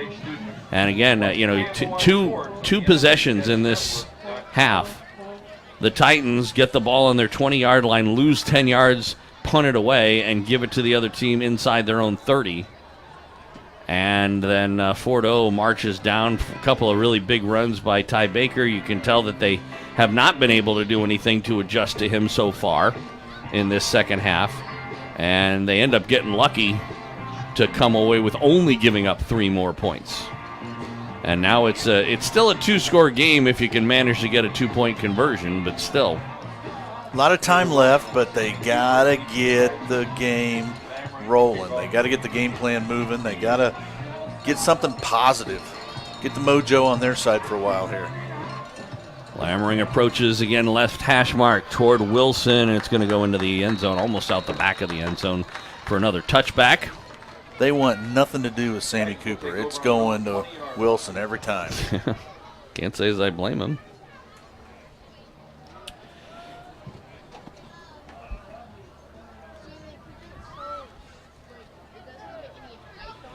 Although he he has been putting the ball on the left hash mark, so if he, Well, and what he'll do is he'll put it on the left hash mark, and you can see the kickoff team, coverage team, they start shuffling down, and they are definitely doing a directional kick inside that left hash to the sidelines. They want to make that as small a field possible for the returners for West.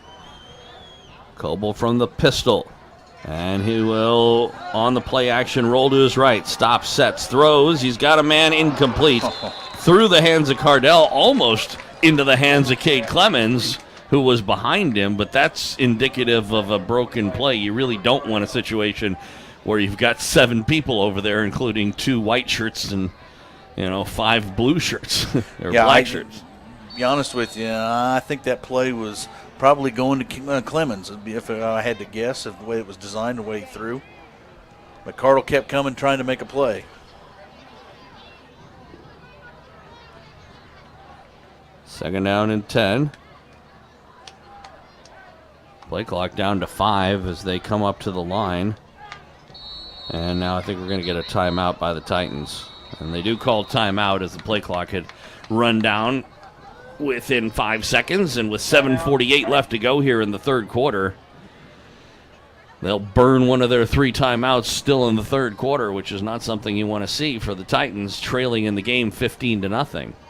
On the sidelines, there were a couple of folks that looked like they were in the defensive meeting. They called a package for the offense, and they weren't on the field. So you didn't have the right substitution package, right players on the field. You got to take that timeout, get everything set, get everybody where they need to be. You get the feeling in this game if the Titans could just get one little break.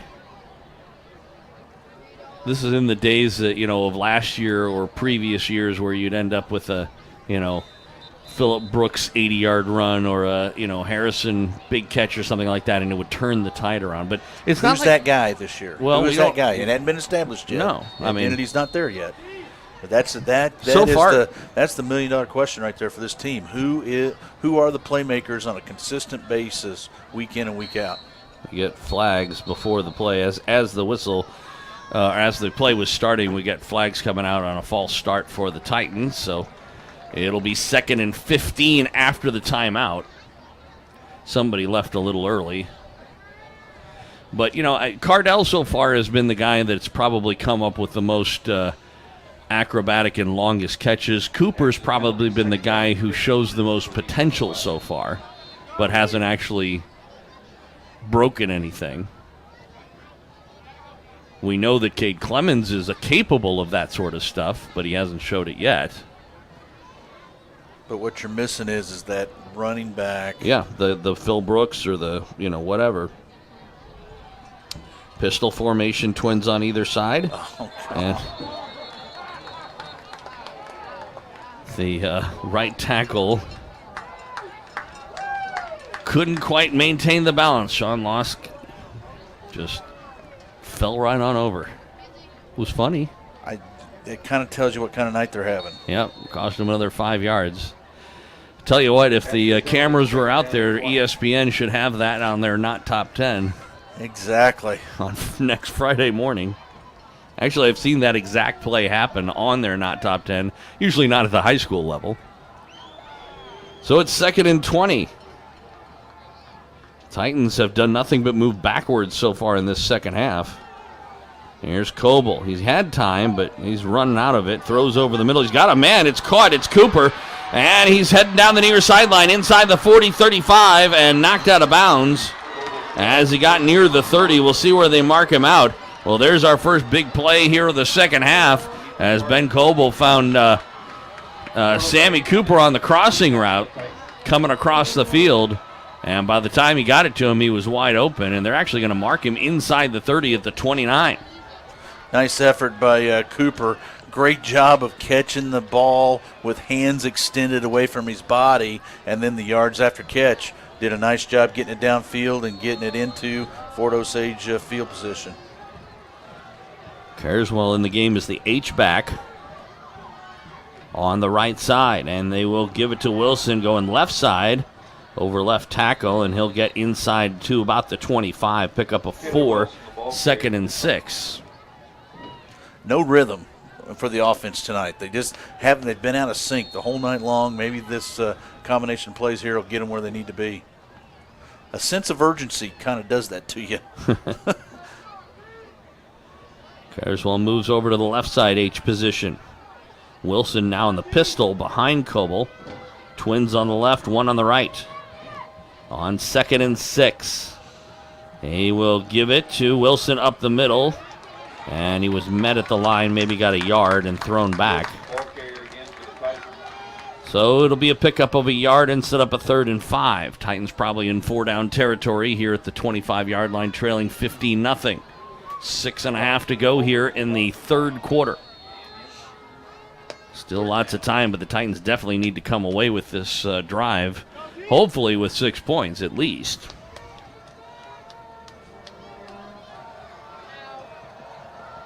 Third and 5. Carswell getting some instruction from Coble. Wilson behind him in the pistol.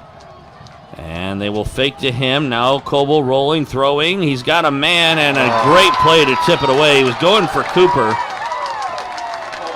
And I couldn't see who it was. It looks like it was number 4, Parton, who was able to leap and just bat it away at the last second. And again, slightly possibly wind assisted in terms of it being slightly underthrown. And I tell you what, if he throws it to the inside man, that's a first down. Yep. But he tried to go a little. He went deep. He got a little greedy. Should have taken the dump valve, the relief valve.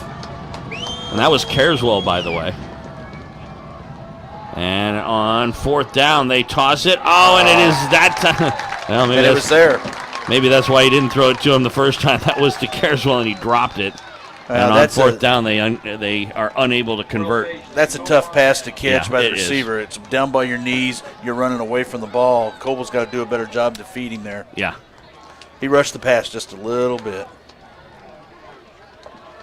So the Titans come away with nothing after the nice catch by Cooper, but unable to capitalize, and we'll see if they can't step up at all here on defense. 6 minutes left to go, halfway through the third. Baker looks right, throws, wide receiver screen, and it is Myers, and he was pulled from behind and forced out of bounds. Good play by Wilson, that's Christian Wilson, to break that up, as Myers could have had a lot more yards. Still ended up gaining about 5 on the play to the 30. It'll be 2nd down and 5.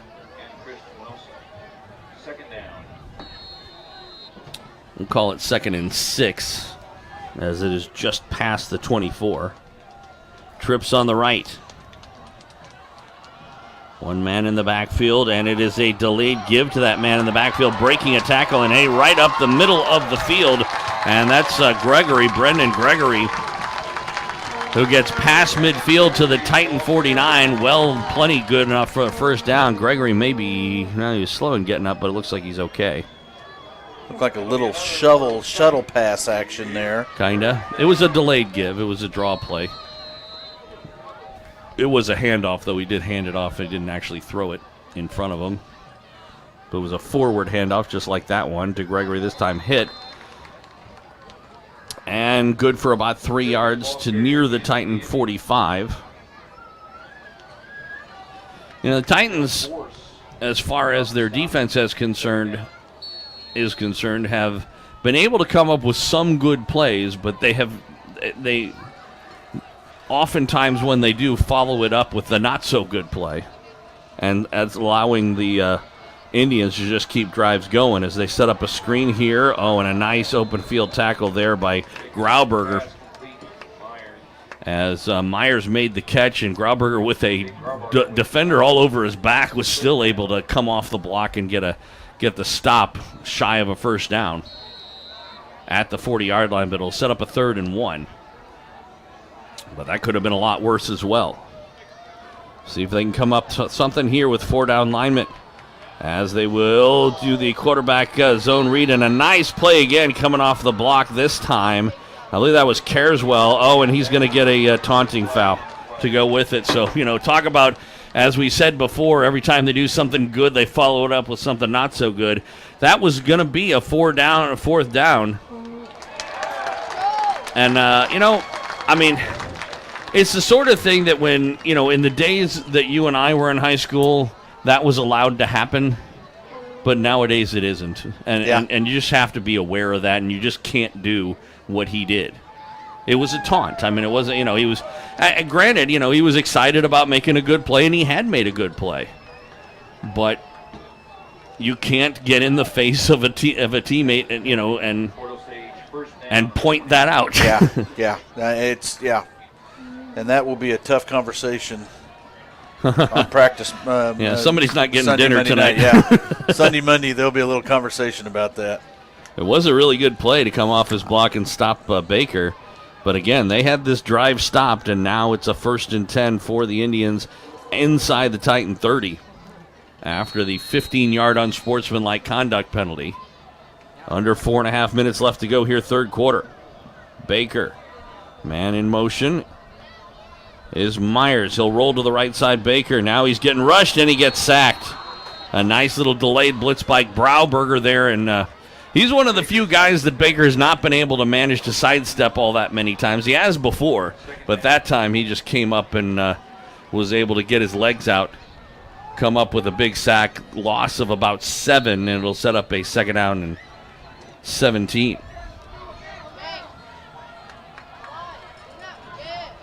Baker, quick inside give, and a good job by Minifield to chase down Gregory and stop him before he got going too fast. Maybe a pickup of 2, but it'll be 3rd down and 15. Well, the 4-man front that they've implemented here on the Titan defense, they've gotten a lot more aggressive and are playing a lot tougher on the inside. Myers in motion. Fredrickson following him man-to-man. And now, it's Baker. He almost lost his footing, but he's able to run up the middle and gets hit and tackled as he got to the 25. He'll be shy of a 1st down, and Baker's a little slow in getting up here. He took a lick. Was it Fredrickson? Fredrickson. Yeah. Why is that not surprising? Well, the boys do know how to hit. He's not getting up. There's going to be an injury timeout here. As Baker, Damari Franklin is their backup quarterback, who ought to at least get himself a little loose here for one play, if nothing else. Well, and those are the kind of hits that rattle you for just a little bit, but they seem to be looking at a lower leg, don't they? Yeah, he's not going to be. He's obviously going to have to come out for at least one play. Yeah, it looks like a knee or an ankle. Could be a cramp, but I don't think so. That's not the body language. He's got his helmet off.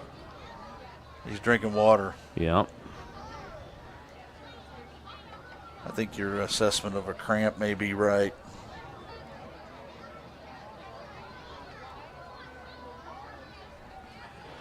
.305 left to go here, third quarter. Indians on top of the Titans, 15-0. Okay, let's keep an eye on the down marker. They have not moved it yet. It shows third down, but it will be fourth down when we come back. So, to action.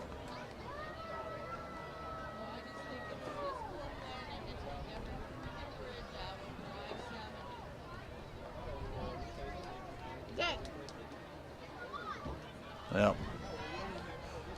Looks like the team physician doctor has rolled out there as well.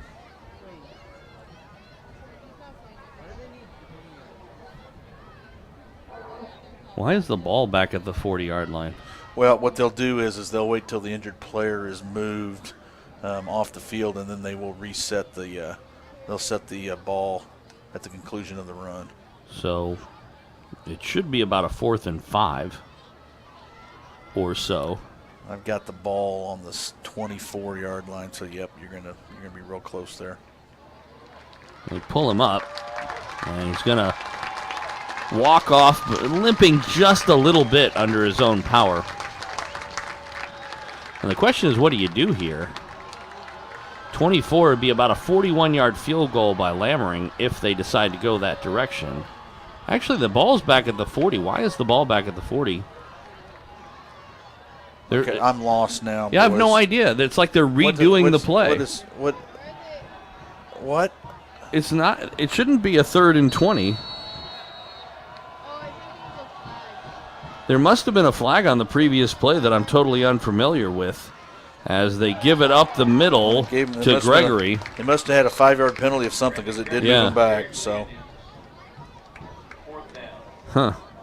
So now it will be 4th down. And I think they may punt the ball away here, it looks like.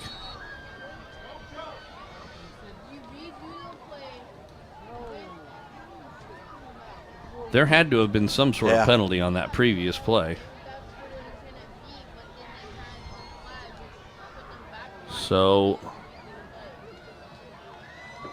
Blake Robertson is back deep to do the punting here, standing at his 45. It'll be 4th and 12. He is a running back, and he'll step into it, kick it, and now they blow it dead. It is a touchback. And they'll call it a touchback. So it'll be 1st and 10 from their own 20 for Lee Summit West, still trailing in the game 15-0. Had a couple of weird games here from the officiating standpoint. Well, this game's been from the Titan sideline. There's just been no flow to it whatsoever. I mean, they've had no rhythm on offense. Defensively, they haven't been able to get a stop, and when they do get a stop, they have a goofy penalty or a big play right behind it, and it's on a scramble. So it's just been an ugly game, but it's the kind of game that Fort O likes to play, and I'll be there up 15-0 here in the third period. From the pistol formation, it's a play-action throw, and it is caught far side. Clemens makes the catch and able to get all the way past the 30 to about the 34. Pick up a 14, moves the chains. It's a nice starter play to get a little momentum. It's a really good throw. People have no idea just how hard it is to make that throw on the sideline, on that far sideline like that. But he had time to make the throw, which is the key to that play. Play action has helped them out from time to time, as the defense has bid on it. And again, the play action zone read, rolling right side throw, and he's got a man. It's caught again. Clemens shakes the tackle, goes down the inside. Can he outrun him? He can, as he shakes a second tackle into the end zone. Touchdown. Touchdown, Titans. Cade Clemens from 67 yards out. And the Titans hit the scoreboard. It's 15-6 with the extra point to come. Nice effort by Clemens. Nice job by the offensive line. Nice play action fake by the back Payne, and also the throw on Coble. We got everybody covered on that one? Yep. Well, and that I was going to say probably the best out of that was the throw on the run by Coble, and an accurate one to Clemens, and then he was able to turn what was probably going to be a 30-yard gain into a 67-yard touchdown. Wiley's kick is up and good, and with 1:44 left to go, third quarter, the Titans finally get on the board. They trail it 15-7. We'll take a break, come back with a kickoff right after this on Titan Football, a presentation of Ackport Sports, Beck Bros Productions, and 810varsity.com. High school sports fans, Trent Green here, and when I want the latest scores and news, there's only one place I go, 810varsity.com. Live scores, features, brackets, and even watch games live on the laptop, phone, or mobile device. Watch the Lee Summit, Blue Springs, and Park Hill schools, Blue Valleys, Olathes, Rockhurst, Miege, Lansing. The list goes on and on into Missouri and Kansas. And playoff broadcasts too, plus top 25, awards, and more. Check it out now, Kansas City's home for high school sports, 810varsity.com.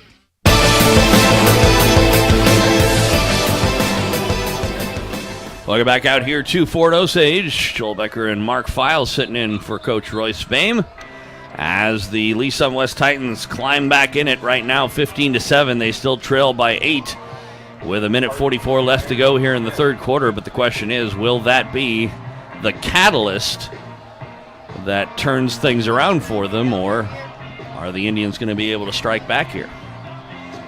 Well, that last defensive series, two things happened. One, had a big hit on the quarterback, which I think he's going to come back. He's got his helmet on, so he'll be back out on the field.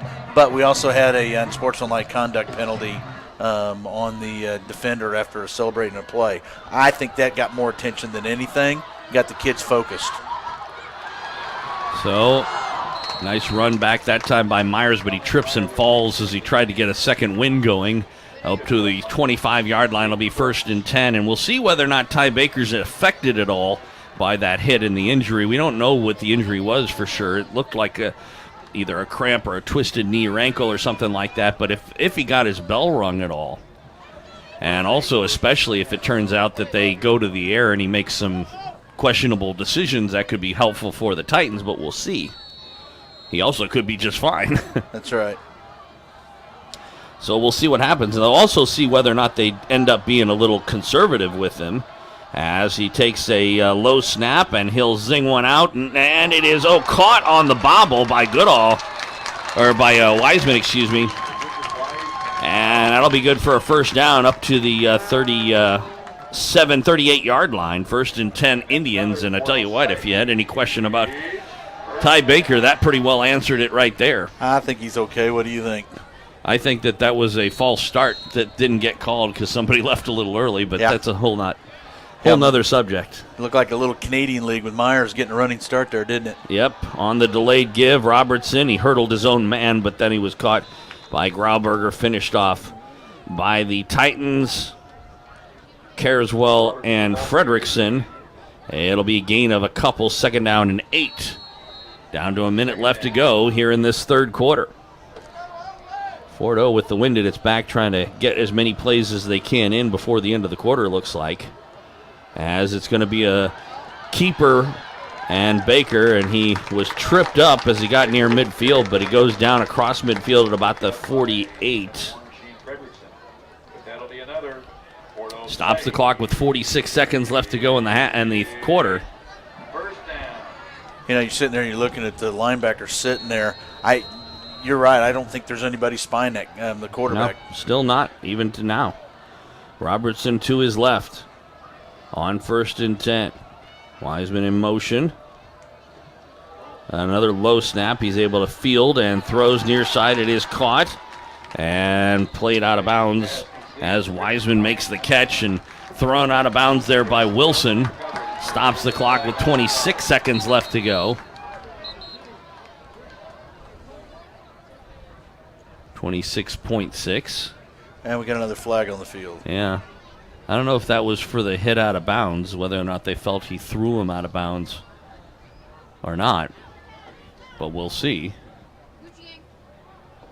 By the way, keep in mind that Carswell was the one who got the unsportsmanlike call, which means if he gets a second one, he's done for the day, right? Yep.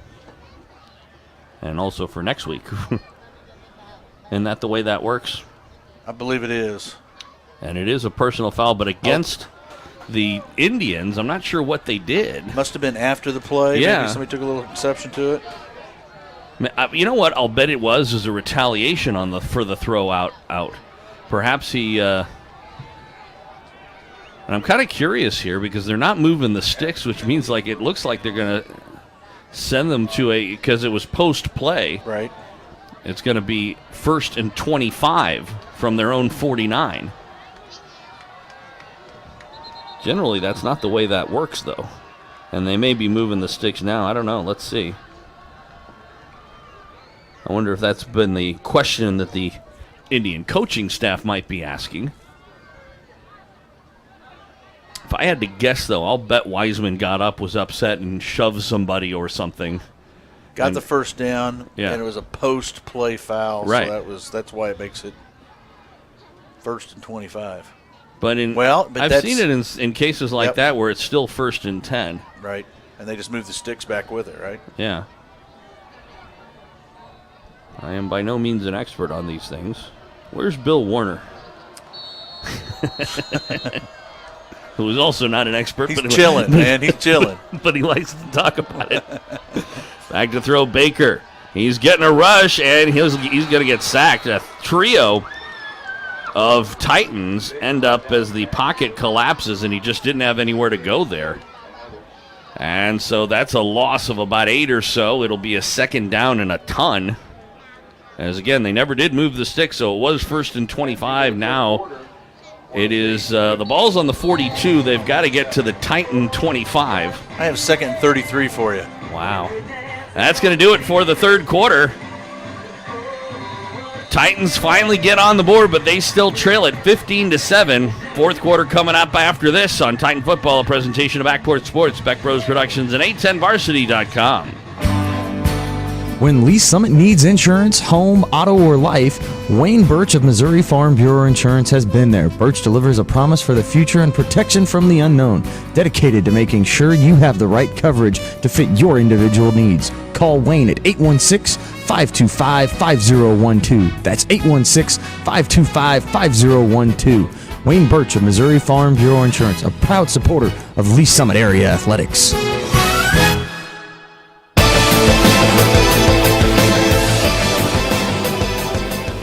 Welcome back out to Fort Osage High School. Joel Becker along with Mark File sitting in for Coach Royce Boehm, the Hall of Famer. As the Lee Summit West Titans trying to claw their way back into this one, 15-7 our score. It was 15-0 at one point in the third. We start the fourth, 2nd and 33. I wish you'd say Royce would be calm during this situation, but No. he'd be wound up, would he not? I would think. Baker will give it. Robertson trying to find a corner to cut through. He's able to get a couple of breaks and finally was dragged down by Fredrickson as he crossed midfield and ends up getting about 8-9 yards on the play, on a play that should have been stopped 8-9 yards ago. Well, and there's a little laundry on the field back there, too, so Yeah. maybe there's an illegal block. It's a hold against the Indians. So if they take that, which I'm sure they will after the gain, it'll be a spot foul 10 yards, and it'll be 2nd down and about 44. Wow. So we're just underway here in the fourth quarter. Titans down a score. It would be a touchdown and a 2-point conversion in order to tie things up. Penalty 2nd down and 42 for the Indians. 43 yards for a first down. Titans got to play tight, man. You got to be doing your job, stay in your lanes. Baker being chased to the right, goes out of bounds. As another good set of penetration is coming in is Elliot Keys from the end. Minifield ended up forcing him out of bounds, but Keys broke that play up before it ever got anywhere. And it's going to now be 3rd down. 3rd down. And many. And 42 or so. Want to take any over-unders on how many downs they're going to get? I got 49. No, I don't. Yeah. I'm not saying yards. I'm saying how many downs they're going to give them. You never know in this game. Delayed give. It's Robertson. He was hit, slipped one tackle. Now he's swarmed under as he got to the 30, maybe the 31. Again, they got to get all the way down to the Titan 26. Think they'll go for it? I think they should. Robertson, the ball carrier. Fake punt. What do you think? You know what? You could throw a long interception or do the same thing. Yeah. But the only problem is the kids would be smart enough to knock it down. That's what I was going to say. You hope that they would. Trauberger goes back deep, or is that Cooper? Too big or too thin to be Grauberger. Oh, a bad snap. The punter is going to get to it, and he is tackled inside the 10. And the Titans will take over 1st and goal from their own 9 after the bad snap. Robertson was able to chase it down and fall on it, but because of the fact that it was 4th down, it'll go over to the Titans on downs. And I tell you what, boy, as badly as they've played all game, the Titans with 1st and goal inside the 10-yard line have a chance to tie this game with a touchdown and a 2-point conversion. Unbelievable. I mean, you're sitting there, you got this game under control, and you're in a scenario here where I was talking about that earlier. That snaps in that a large portion of the second half from the shotgun snaps have been really bad. A lot of low snaps to the quarterback, and the wind's picked up a little bit, so you wonder if that's affecting a little on the snaps. I don't know, but that one was just not even close. Coble from the pistol takes the snap, and it's a handoff, and it's Wilson inside the 5, still fighting forward down to the 2, waiting for an indication. I believe he's going to be down just shy of the goal line at about the 1. They give him the touchdown? Or they give him a fumble? What are they doing? No, he's down at about the 1. It'll be 2nd down and goal from there. Clock running with 10:20 left to go in regulation time.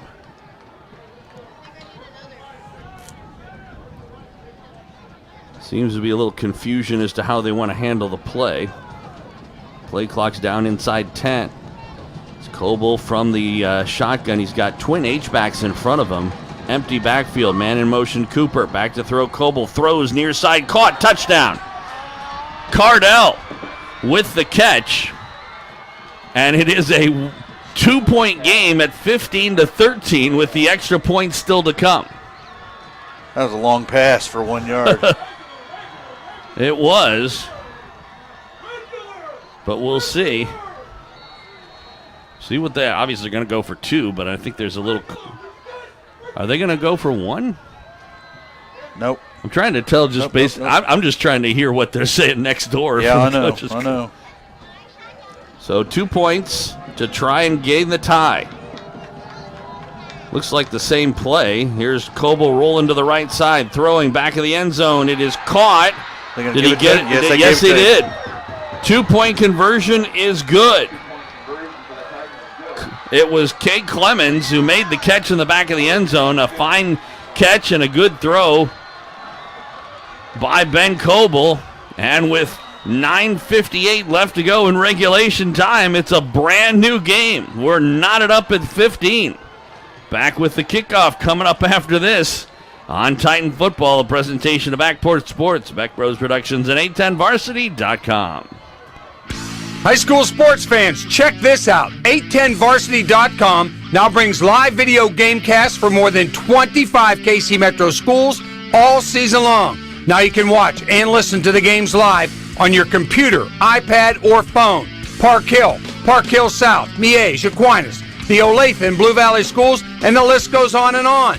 Plus, live scores, playoff brackets, rankings, and more. Get all the games live at 810varsity.com.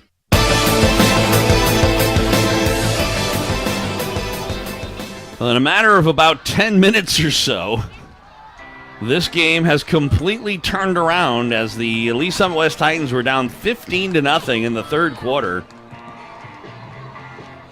and got themselves a touchdown on a great play by Cade Clemens on a long pass, 67 yards from Ben Coble. Got themselves on the board. The ball went across to the Indians. They had some huge issues with penalties and sacks and whatnot. Gave the ball back, a bad punt. A bad snap, I should say, on the punt. And the Titans bring it in from about 8 yards out on that drive. Go for the 2, and they tie it up. Wiley's kick goes into the end zone and out the back for a touchback. And so the Indians will start over 1st and 10 on their own 20. And I tell you what, it's I'm getting too old for this, man. It's a brand new ball game. We're 15 apiece here in the 4th quarter with just under 10 minutes left to go. Now, obviously, the pendulum has swung and the momentum is going the Titans' way, but the question is, can they keep it up? Because this Indians team has shown to be dangerous. Well, that's the key right there. They got to keep the positive mojo. And I love this 4-man front. That seems to have slowed the running game down just a little bit, but they got to tackle better. Chinoco on the carry, and he gets all the way up near a 1st down with that effort. Just hard running. 10 yards, man. That's a nice job. That'll move the chains, 1st and 10. Or are they going to call it 2nd down? I think they're... Nope, they moved the change, yeah. So, right at the line, 1st and 10 on the 10-yard run for Tinoco.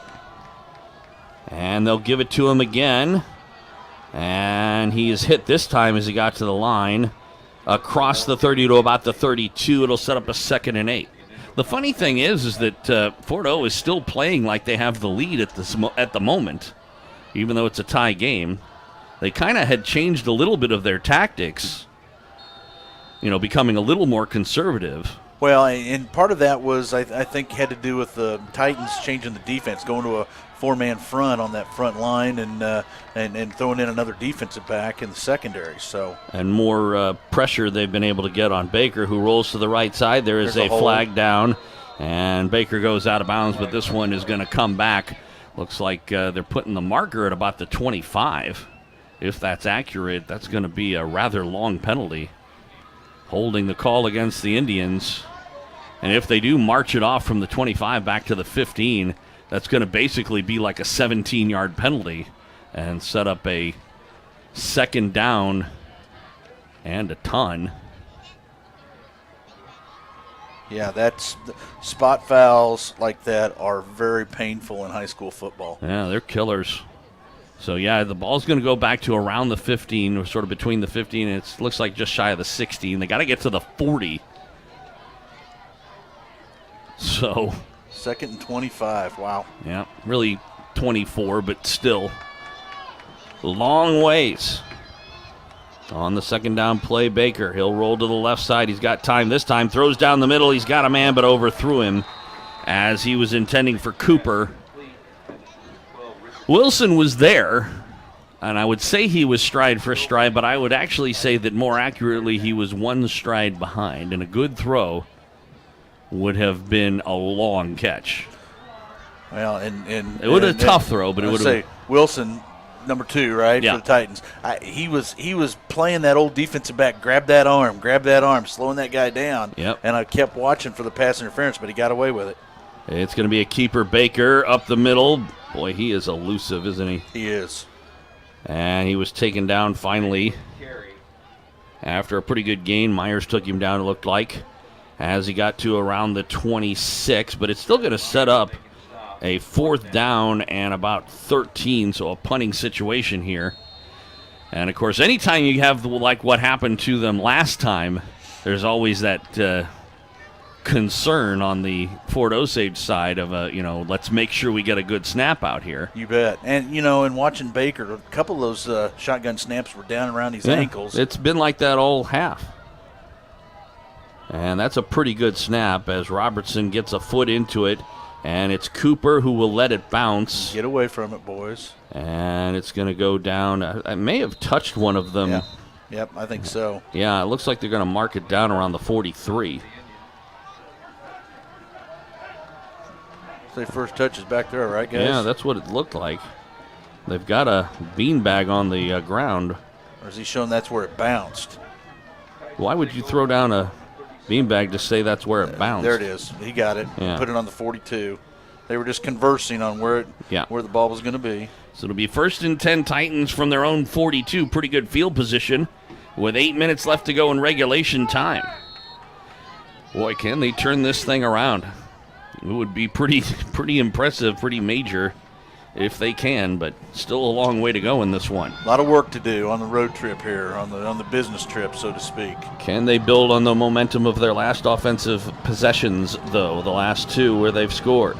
As the zone read, give, and then a throw over for Clemens, and he makes the catch at about the 46, taken out of bounds right around there.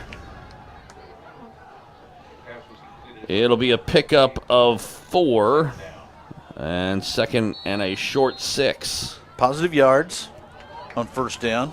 That's always a good thing. Yeah, and the Titans, again, are doing all this with basically no running game. Doing it all through the air. Payne is in the backfield. Cooper in motion to the right side. And they will give it to Payne, trying to get around the end. Does a good job getting some speed, and he'll go out of bounds as he crosses midfield to be near a 1st down. We'll see where he marks him. Tell you what, old Coble did not want to give him that ball, and Payne took it and made the run. Nice job. We've got an injured Indian player over on the near side around back at the 40-yard line at the Titan 40. That would be Wagner.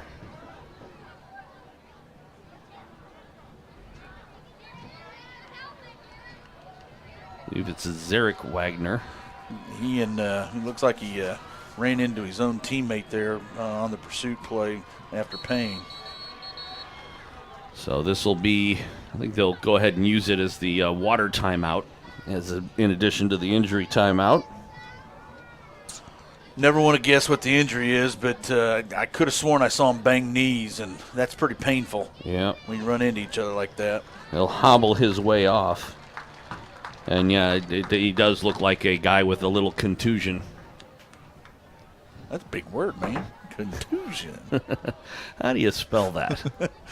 That sounds better. This sounds better than saying he got a boo-boo. I'll give you that. 7:15 left to go regulation time. It'll be a 1st and 10 for the Titans. They did give him the 1st down, by the way, on that run for Max Payne. And like you said, he yanked the ball out from Coble, but he also did a real good job of getting around the end. Yeah. You know, one thing, Max, as we talked a little bit about, a very compact runner. And, you know, sometimes you'd think of him as being more of a power runner, but in reality, he's got some speed. He does. And the thing about Max, what we've seen out of him the last couple of weeks, he's got to get in a rhythm, too. He's got to touch that ball 3-4 times. Almost every running back's like that. Right. Unless you're a Phillip Brooks, then you just take off and go, right? A la Lawrence last year. Payne in the pistol now. They fake it to him, Coble, and he eludes one man, throws near side. I was looking for Payne, and he bounced it to him incomplete, but he did a good job of at least avoiding. And I tell you what, they did not bite at all on the play fake that time as the rush came in, but Coble did a good job of eluding it. Well, if I'm the defensive coordinator for Fort Osage, that's exactly what I would say. You know, disregard the play fake, go get the quarterback. Well, that just means we need to hand the ball off a few times. Back to the pistol formation, twins on either side, 2nd and 10.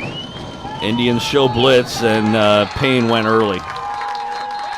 Payne started before the play did, so that'll be a false start and cost the Titans 5 yards. And, you know, this is the 2nd game of the season. It is still early. However, the Titans have made in this game some relatively inexcusable mental errors, like, for example, all of the offsides on the kicking game. Luckily, they haven't been burned by any of that yet. Well, and not to defend the mistakes. Yeah. But again, they had adversity this week with practice, with a change of schedule, dealing with the rain, and practicing inside a couple times. That's what you got to learn to handle as a player, are all these changes. Again on the play fake, Coble sets, throws. He's got a man. It's Cooper, makes the catch. He's going to be shy of a 1st down by about a yard. Smacked out of bounds on the far sideline, double teamed over there on the play as Velder came up to lay the lick on him with one other Osage player. He's going to be about a yard shy of the first down. Set up a third down and short for the Titans. Great concentration by Cooper on that catch, and a nice throw by Coble again because he got a little time from the offensive linemen doing their job of blocking the defenders. Payne in motion. Now he'll go back to a pistol. On 3rd and 1. Fort O has stacked the middle of the field on this third down and short play, and they do give it to Payne. He was hitting the backfield, and his second effort gets him back to around the 40, but he'll lose a yard on the play and set up a 4th down and a long 2. Boy, decision time here. If you go for it and you get the first down, great. If you go for it and miss, though, your field position really gets turned around. It does, and boy, that last play was just. It just didn't feel right. I mean, when they came in with the setup, it just it's like I said, if I can see it up here that they had that middle stacked up, then they're going for it here on 4th down and a long 2. Oh, a bad snap. Payne was able to pick it up. Oh, he got rocked. And the Indians will take over on downs. One of their players a little slow in getting up, seems to be okay. Payne's okay. But they'll take over at the Titan 43 and another. I don't know if Coble wasn't expecting it. It was not a good snap anyway. Yeah, I think it was just a little early snap. So both teams have been victimized by a bad snap on a 4th down play. For Fort O, it was on a punt. For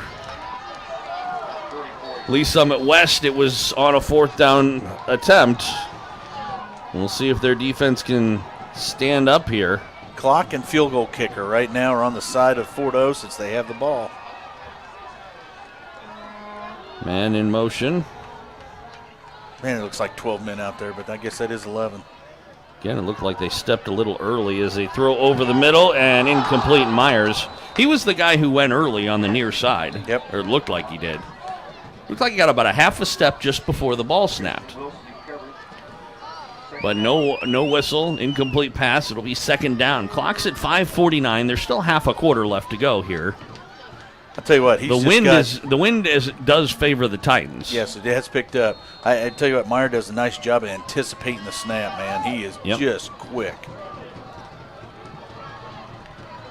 On the 2nd down play, Baker on the wide receiver screen, and hit and tackled is Kahube after a pickup of about 3, but it's going to set up a 3rd down and long, although again, they may think of themselves in 4-down territory, but again, it's the question of, are you going to play the field position game or are you going to be going for it? Of course, they have this 3rd down play first, 3rd and 8. Right here, you want to get at least 4. So you have that option on 4th down. And it is a handoff to Noco up the middle, and he'll get that 4. He was stopped as he got to the 35-yard line. Pretty good step up there, but at the same time, as that was Bradley Myers who stopped him, but like you said, it sets up a 4th and 2 in a much easier situation here, although the Titans have been able to stop them on 4th and short before. Let's see what they do here, 4-down linemen. 4th down and a long 2. And it will be a keeper, and it's going to be a stop as Baker went right up the middle, and great penetration by the Titans.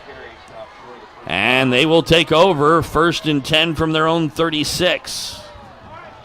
Nice defensive stand.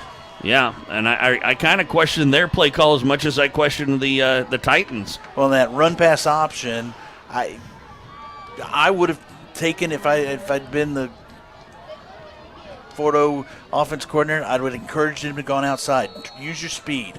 Go to the sideline, cut up. If nothing else, based on what I've seen in this game so far, allow the play to develop. Exactly. It was a quick hitting play, and those haven't been their bread and butter. He's been more effective when he's done a quarterback draw or something like that, where he can actually look for a hole in a path. Here is a reverse. Trying to go around the outside is Cade Clemens. He'll step up and get hit as he got to the 35. shy of the original line of scrimmage by about 2 yards. So it'll be 2nd and 12 as the Titans try a little trickery, and it doesn't work.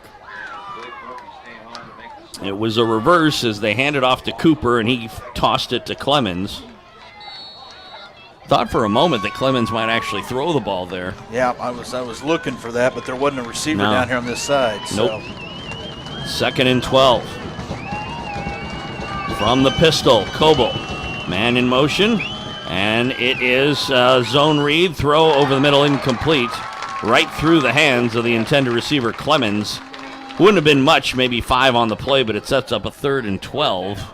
Well, and he heard footsteps from the big tackle Well, of the Titans, and he was downfield there, so, I mean, he must have been in that 3-yard zone, so he should have been all right. we're down under 4 minutes left to go here in regulation time. Tied up at 15. 3rd down and long.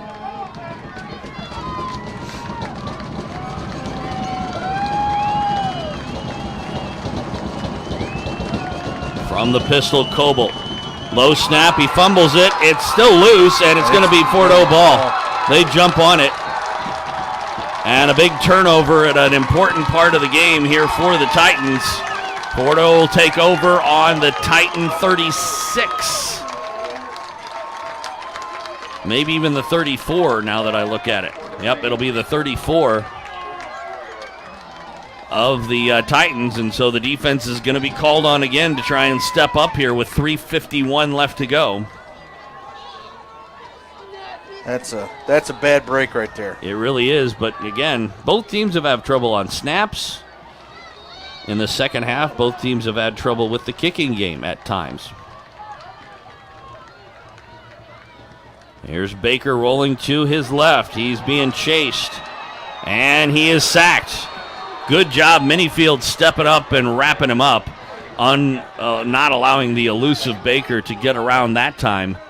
And it'll be a loss of 6, 2nd down and 16. And it's interesting, I saw Minifield come up, and he was celebrating. The thing he did was he walked away from the defenders and was heading towards the white hat. So I was like going, man, let's don't get another flag here. 2nd and 16. Again, 4 down linemen for the Titans. Myers in motion to the left. They'll look his direction, and then a handoff up the middle. Gregory, and he's finally thrown down as he gets across the original line of scrimmage down to the Titan 32. Hard running by Fort Osage. It'll set up a 3rd down and long, but not nearly as long. It'll be about 3rd and 7. Clock running with under 3 minutes left to go. Not in field goal range, you wouldn't think. Tackling by the Titans is key right here. They got to make sure they wrap and keep him at first contact. Throwing down the far sideline, incomplete. Intended for Kahube. And they've taken that shot a few times, and if there's been one drawback to Baker in terms of his quarterback performance today, it's been that he hasn't been able to do anything with the long ball. Yeah, the accuracy with the long ball tonight has been a setback for him. I personally find it questionable. It looks like they're going to go for it here on 4th down, and it's not what I would do. I know the ball's on the 32-yard line or whatever. Okay, well, you're thinking they should punt it? Last time they punted, they kicked it in the end zone, and the ball came out to the 20, so it was a net 12-yard gain. So. I understand. But here they come after him. Throw near side, incomplete. And so the Titans are going to take over on the 32 anyway. I don't know. I would go for the corners, take your chances. If it does end up at the 20, fine. But, trying to get the field position, even that extra 12 yards would be a lot. Because, you've got a good kicker in Michael Wiley. You've seen that he can kick it out of the end zone from the 35, which means that, our target is maybe the 25 for even a pretty good chance. Yeah, it's just what I would do. Yeah, no, and I'm with you, and I agree with you on that vantage point. But, if I'm the head coach of Fort Osage, I want to take my shot with the ball in my hand, not kicking it. Well, plus, they came off of the 2 punts ago. They had one that went dribbling to almost to the goal line. So, I mean, there's a lot of things going on. I understand. Handoff Cooper. He will throw it incomplete. as he had Clemens, who I don't think was expecting the throw. Although they probably did save him about 2 yards and stop the clock because he was behind the line of scrimmage and was going to get hit. It was a bit of a dangerous play, but it worked out okay. 2:20 left to go, regulation time. Titans have 2 timeouts while the Indians have all 3 of theirs. Ball in the Titan 32.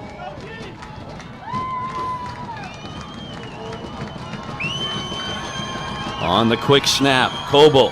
He'll throw downfield. He's got Cardell. He makes the catch. And down to the 44-yard line, Trevor Cardell with another acrobatic catch, about his 3rd of the game. All the way to the Indian 44, 1st and 10 Titans. That's where the height advantage comes into play for Cardell. The defensive back he was against, under 5'10", and he was able to go up and catch it at its highest point and make the play. From the pistol, Coble back to throw. At Twins on either side. He throws. He's got a man. It's caught. Out of bounds. Sammy Cooper with the catch inside the 40 down at about the 37, 38-yard line. It'll be a 2nd down and 4. Stops the clock with 2 minutes left to go. Way to move the ball down the field, and he gets out of bounds, which is even better. That's a bonus. Titans go with 3 on the right this time, 1 on the left. It is Max Payne in the pistol behind Coble. Takes the snap, throws, he's got a man, it's Cardell, incomplete. And I tell you what, that time it was Cardell who got away with going early. Yes. And the Indians' coaching staff was not at all happy about it. And I don't blame them. But on the other hand, I guess what's good for the goose. Good for the gander. Is that how it's said? That's how a lot of people say it. So it'll be 3rd down and 4. Interesting decision here as well. Ball's on the 38. They've got to get to the 34. And you'd think they probably have 2 plays to do it. Coble takes the snap. He's looking right. He will throw right. He's got a man. It's caught. And 1st down, Clemens at about the 28-yard line. Pickup of 10. And Clemens a good job of making the catch and going out of bounds. Stops the clock, 1:48, and another fresh set of downs for the Titans, who may be in field goal range even right now. And a pretty pass by Coble, and an even better catch by Clemens on the sidelines. And more importantly, good protection for Coble. Yes. Trips on the left, 1 on the right. Payne in the backfield in the pistol behind Coble. On 1st down, back to throw Coble. He's getting a rush this time. He'll throw it away. He did have a man in the general vicinity, was Clemens. And it'll stop the clock. 1:43 to go, 2nd and 10. I'm actually surprised at that call. If I were the Titans, I would have run a running play Set on it up that towards down. the middle. Well, first of all, put the ball toward the middle of the field. And second of all, get the clock running a little bit. I want to put myself in a position where if I have an opportunity to kick a field goal, that's the only thing that could happen.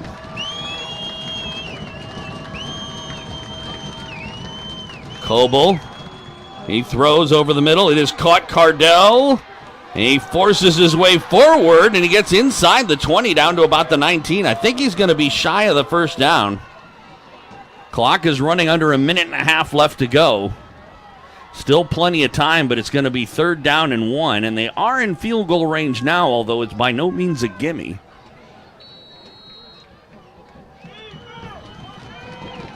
And it's a give. Payne up the middle. Oh, he was able to break one tackle. He'll get the 1st down. 1st and 10 Titans inside the 15. Boy, he was close to having that knee down and somehow managed to retain his balance and pick up the 1st down. Great run by Max Payne. Great run, and he did something that was very, very important, was 2 hands around that football. Now, like I said, again, you want to let this clock run if you're the Titans. High snap. Coble will throw. Near side, it's caught. Out of bounds. Sammy Cooper at the 6-yard line. It'll be 2nd down and 8, but the clock stops with 55 seconds left to go. Now, obviously, if you're the Titans, you'd like to get into the end zone. Second down. Most definitely. That's what you want to do. Well, it's guaranteed points that way. But at the same time, like I said, the one thing you also don't want to do is give enough time for the other team to be able to do anything. That's why I'm questioning why they haven't tried a couple of runs here. And the other thing you do in that scenario is you get them to burn their timeouts. And we get a false start. False start, yep. As again, they were just off. That one might be on the center more than everything because it looked like everybody started before the ball snapped. It'll set up a second down and about 8 now.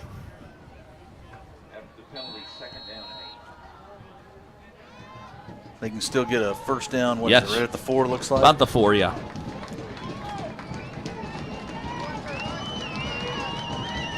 We'll see if they run it here. Man in motion, good high snap. Coble, he'll throw toward the end zone's got a man wide open. Cooper caught, touchdown.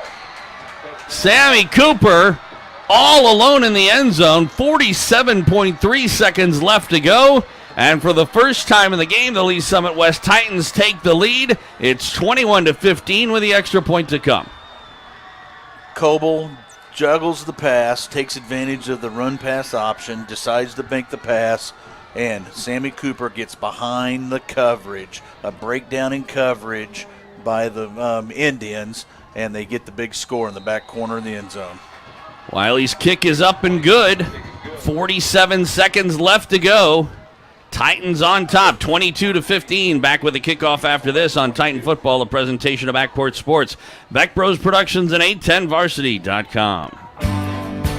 When Lee Summit needs insurance, home, auto, or life, Wayne Birch of Missouri Farm Bureau Insurance has been there. Birch delivers a promise for the future and protection from the unknown, dedicated to making sure you have the right coverage to fit your individual needs. Call Wayne at 816-525-5012. That's 816-525-5012. Wayne Birch of Missouri Farm Bureau Insurance, a proud supporter of Lee Summit area athletics.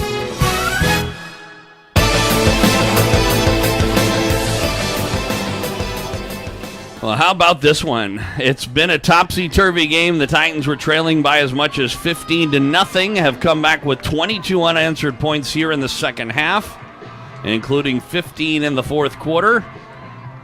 They lead at 22-15, but there's still 47.3 seconds left to go.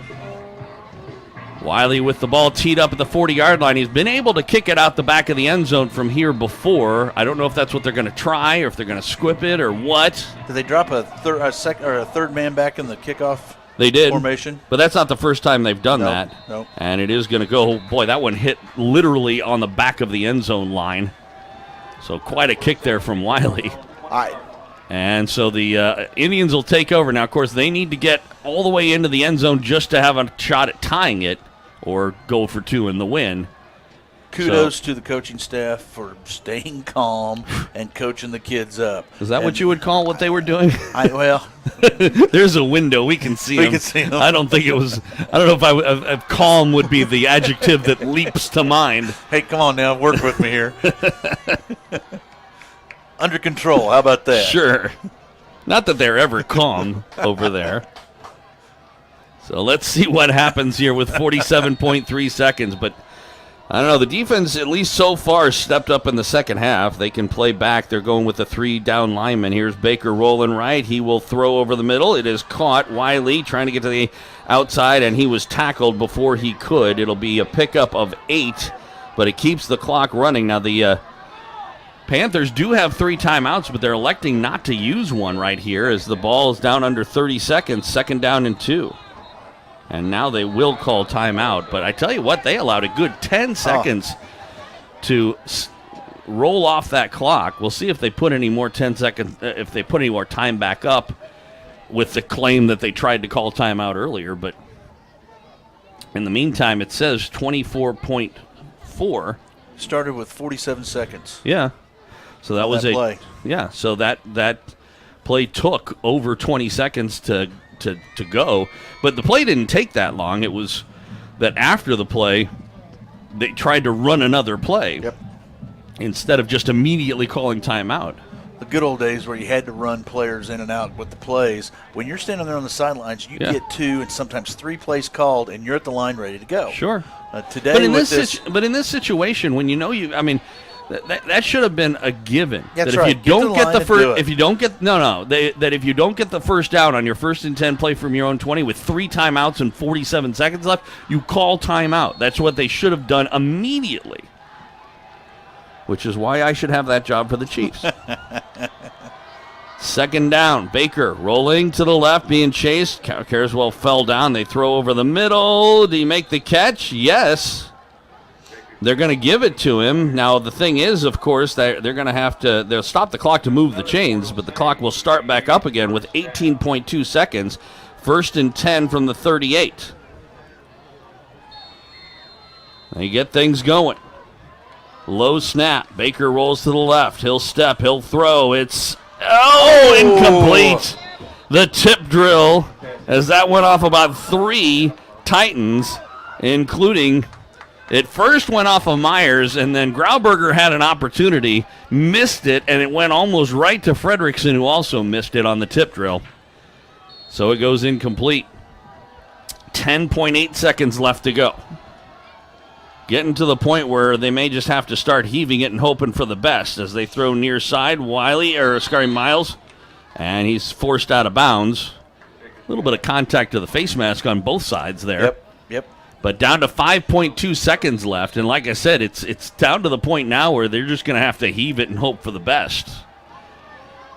They've got time for 1, maybe 2 plays, as the Indians have called timeout, their 2nd. And think about that. If they hadn't allowed 10 seconds to roll off the clock, they would be at the midfield stripe roughly with 15 seconds. There's a huge difference between being at midfield with 15 seconds and being at midfield with 5. With 5, it's Hail Mary time, and that's it. And you're being generous or not so generous with saying 10. It could have been 15 seconds. Probably. Yeah. I mean, you make that catch, your quarterback turns on the white hat and calls timeout. You probably get it stopped with about, it was 47. It was probably with 40 seconds. Yep. And it ran down to 24. Yep. So like you said, it really should have been about 16 more than we had instead of 10 more. But again, so that would leave 20 seconds left on the clock right now, or 21. And there's a huge difference there. We'll see what happens. Obviously, the one thing the Titans need to do is avoid any penalties. Well, I don't know if Baker has the arm to actually get it into, because he's throwing it into the wind. We talked about that at halftime as far as the choice to go into the wind in the 4th quarter. And Baker will heave it, and boy, he does have an arm, doesn't he? It'll go into the end zone, incomplete. And that will do it. The clock down to nothing, and the Lee Summit West Titans have escaped with one heck of a victory. 22-15, the final score. They were trailing in this game by 15, and out of it, 15-0 in the 3rd quarter. It was halfway through the 3rd quarter before they finally got on the board, turned things around, and come away with a 22-15 win. How about that? How about that? My goodness.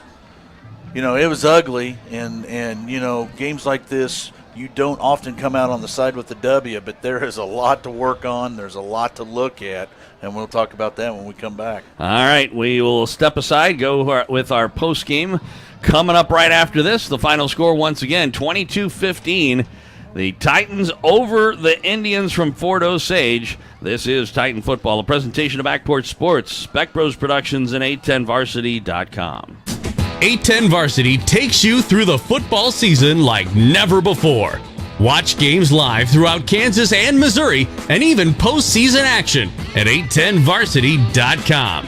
Plus live tournament brackets, top 25, Elite 81 All-Metro team, live scoreboard, stories, and more. Check out Kansas City's new home for high school sports coverage, 810varsity.com. I got a message for you. Radio is the way to go if you want to advertise. Targeting your customers, any shape or size. Radio is a perfect way to tell them who and where you are. They listen at work, they listen at home, and you got them in that car. You got to go with radio when you want to advertise. Here we go. Watch me now. Hard rock and soft rock and easy listening too. Up and down the dialer formats just for you. Country, classic, talk, and gospel stations. Every market across the land has got a station for your situation. The cost is low, and radio is theater of the mind. You can present your information with imagination. If you want to get your message across the airways with radio. Call them. They will come right over. Remember, you got to go with radio when you want to advertise. There are lots of stations just your size. The year was 1881, and young Reuben Beeler was making his way along near the Missouri River, finding work when he could and living the only life he knew. But when he come on old Arliss Height, beat to hell and near shot to death, Rube done what he could for him. He didn't know that act of kindness was going to wind up changing his whole life, but it did. Green as grass, Rube was a long way from being any kind of pistolier or shootist, but when Marshal Marion Daniels come on him and needed help with the Duncan bunch for what they'd done to Arliss, that tussle growed Rube up right quick. He stopped drifting, found friends worth looking up to, and a young woman that was right admirable. Deer Run Trail by David Lewis. Available as an e-audiobook at audible.com. When Lee Summit needs insurance, home, auto, or life, Wayne Birch of Missouri Farm Bureau Insurance has been there. Birch delivers a promise for the future and protection from the unknown, dedicated to making sure you have the right coverage to fit your individual needs. Call Wayne at 816-525-5012. That's 816-525-5012. Wayne Birch of Missouri Farm Bureau Insurance, a proud supporter of Lee Summit area athletics.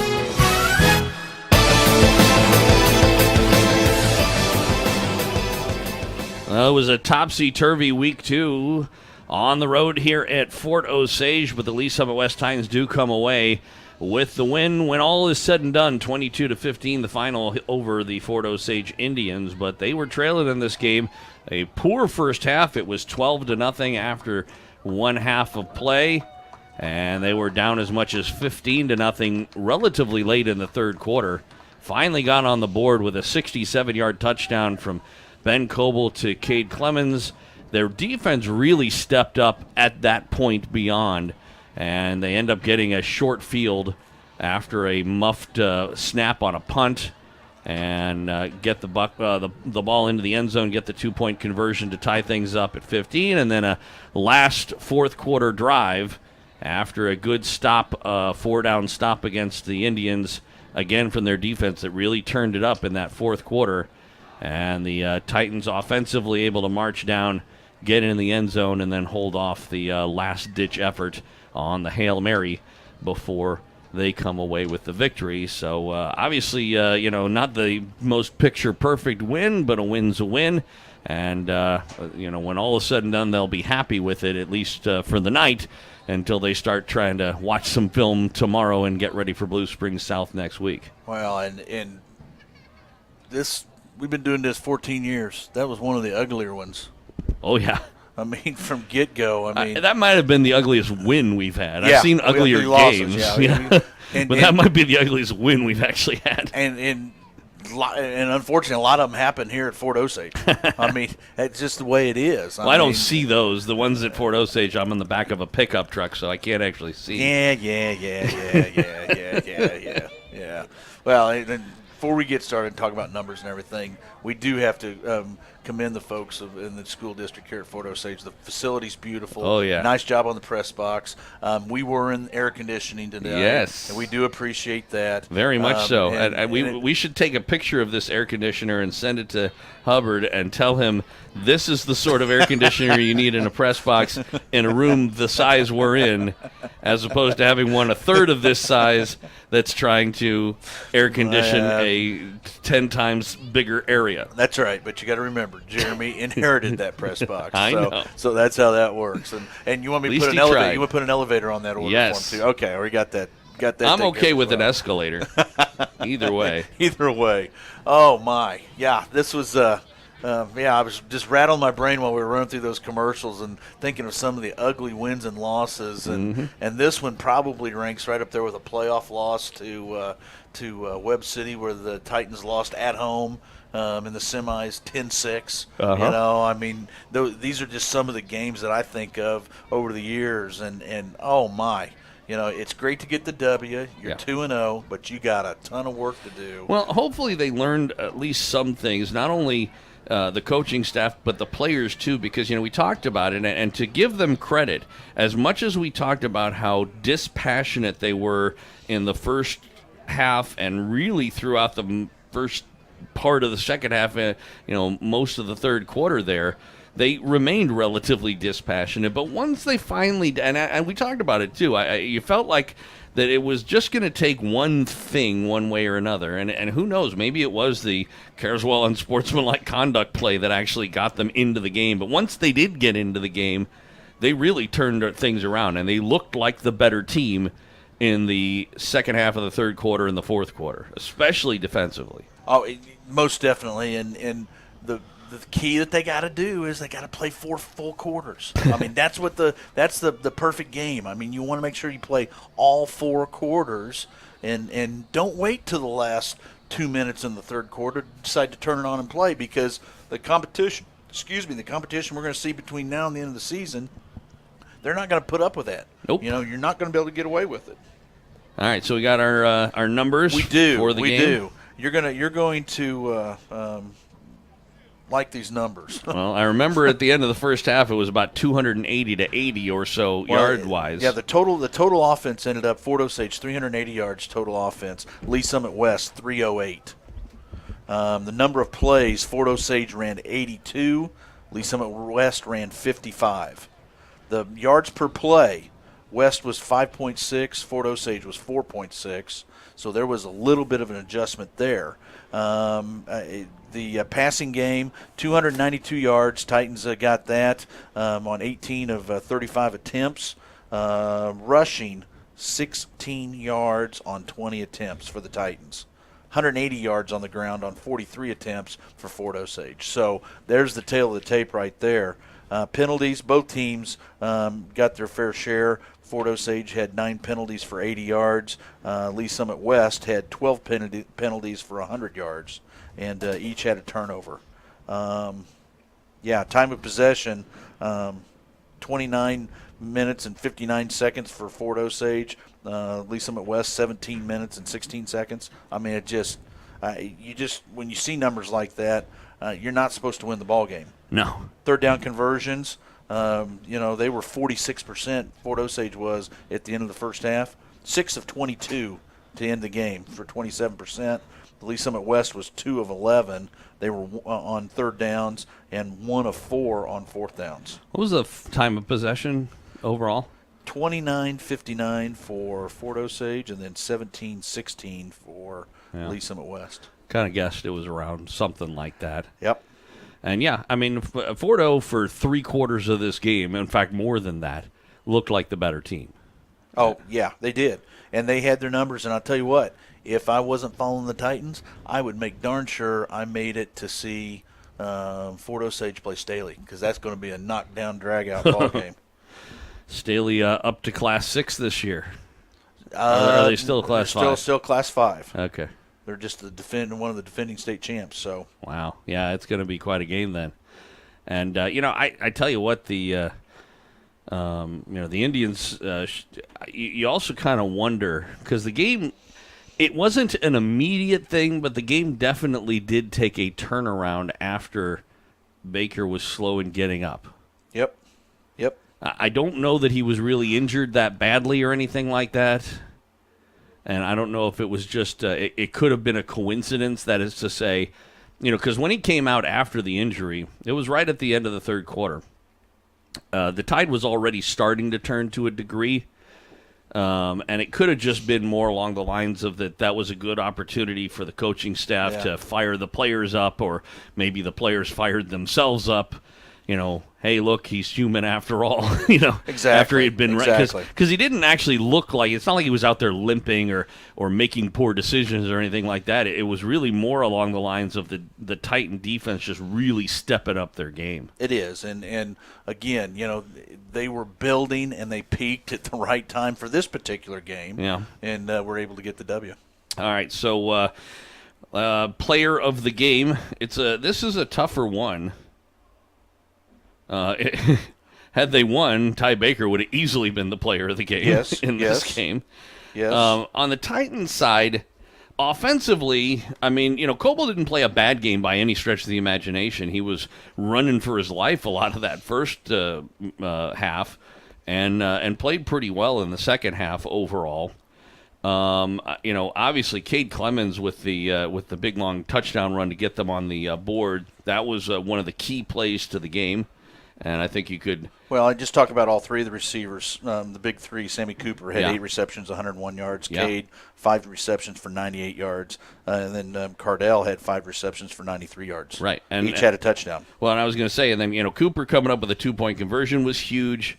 And he played a good game overall, just everywhere. And he also helped out on defense, too. We shouldn't overcome that. I would say from an offensive standpoint, though, I would definitely give the player of the game to Cardell, Trevor Cardell, just because he was so acrobatic. It wasn't so much that his was the, key plays, although he did have some key plays.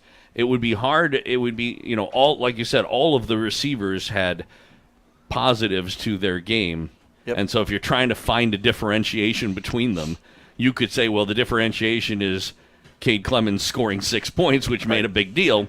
But I would say that the biggest differentiation were some of those just acrobatic, amazing catches that Cardell had. Now, that was on the offensive side, though, and I think our player of the game really needs to come from the defensive side of the ball for this game.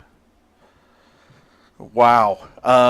But it's hard to figure out. It's hard to pick one. Yeah, it's hard to figure that out. I there's a few that you could really point out. I thought Hampton Minifield played a terrific game. Yes. On the inside, Jake Grauberger always plays well. Andrew Cahill on some coverage. He did okay, but there were also plenty of blown coverages in this game as well.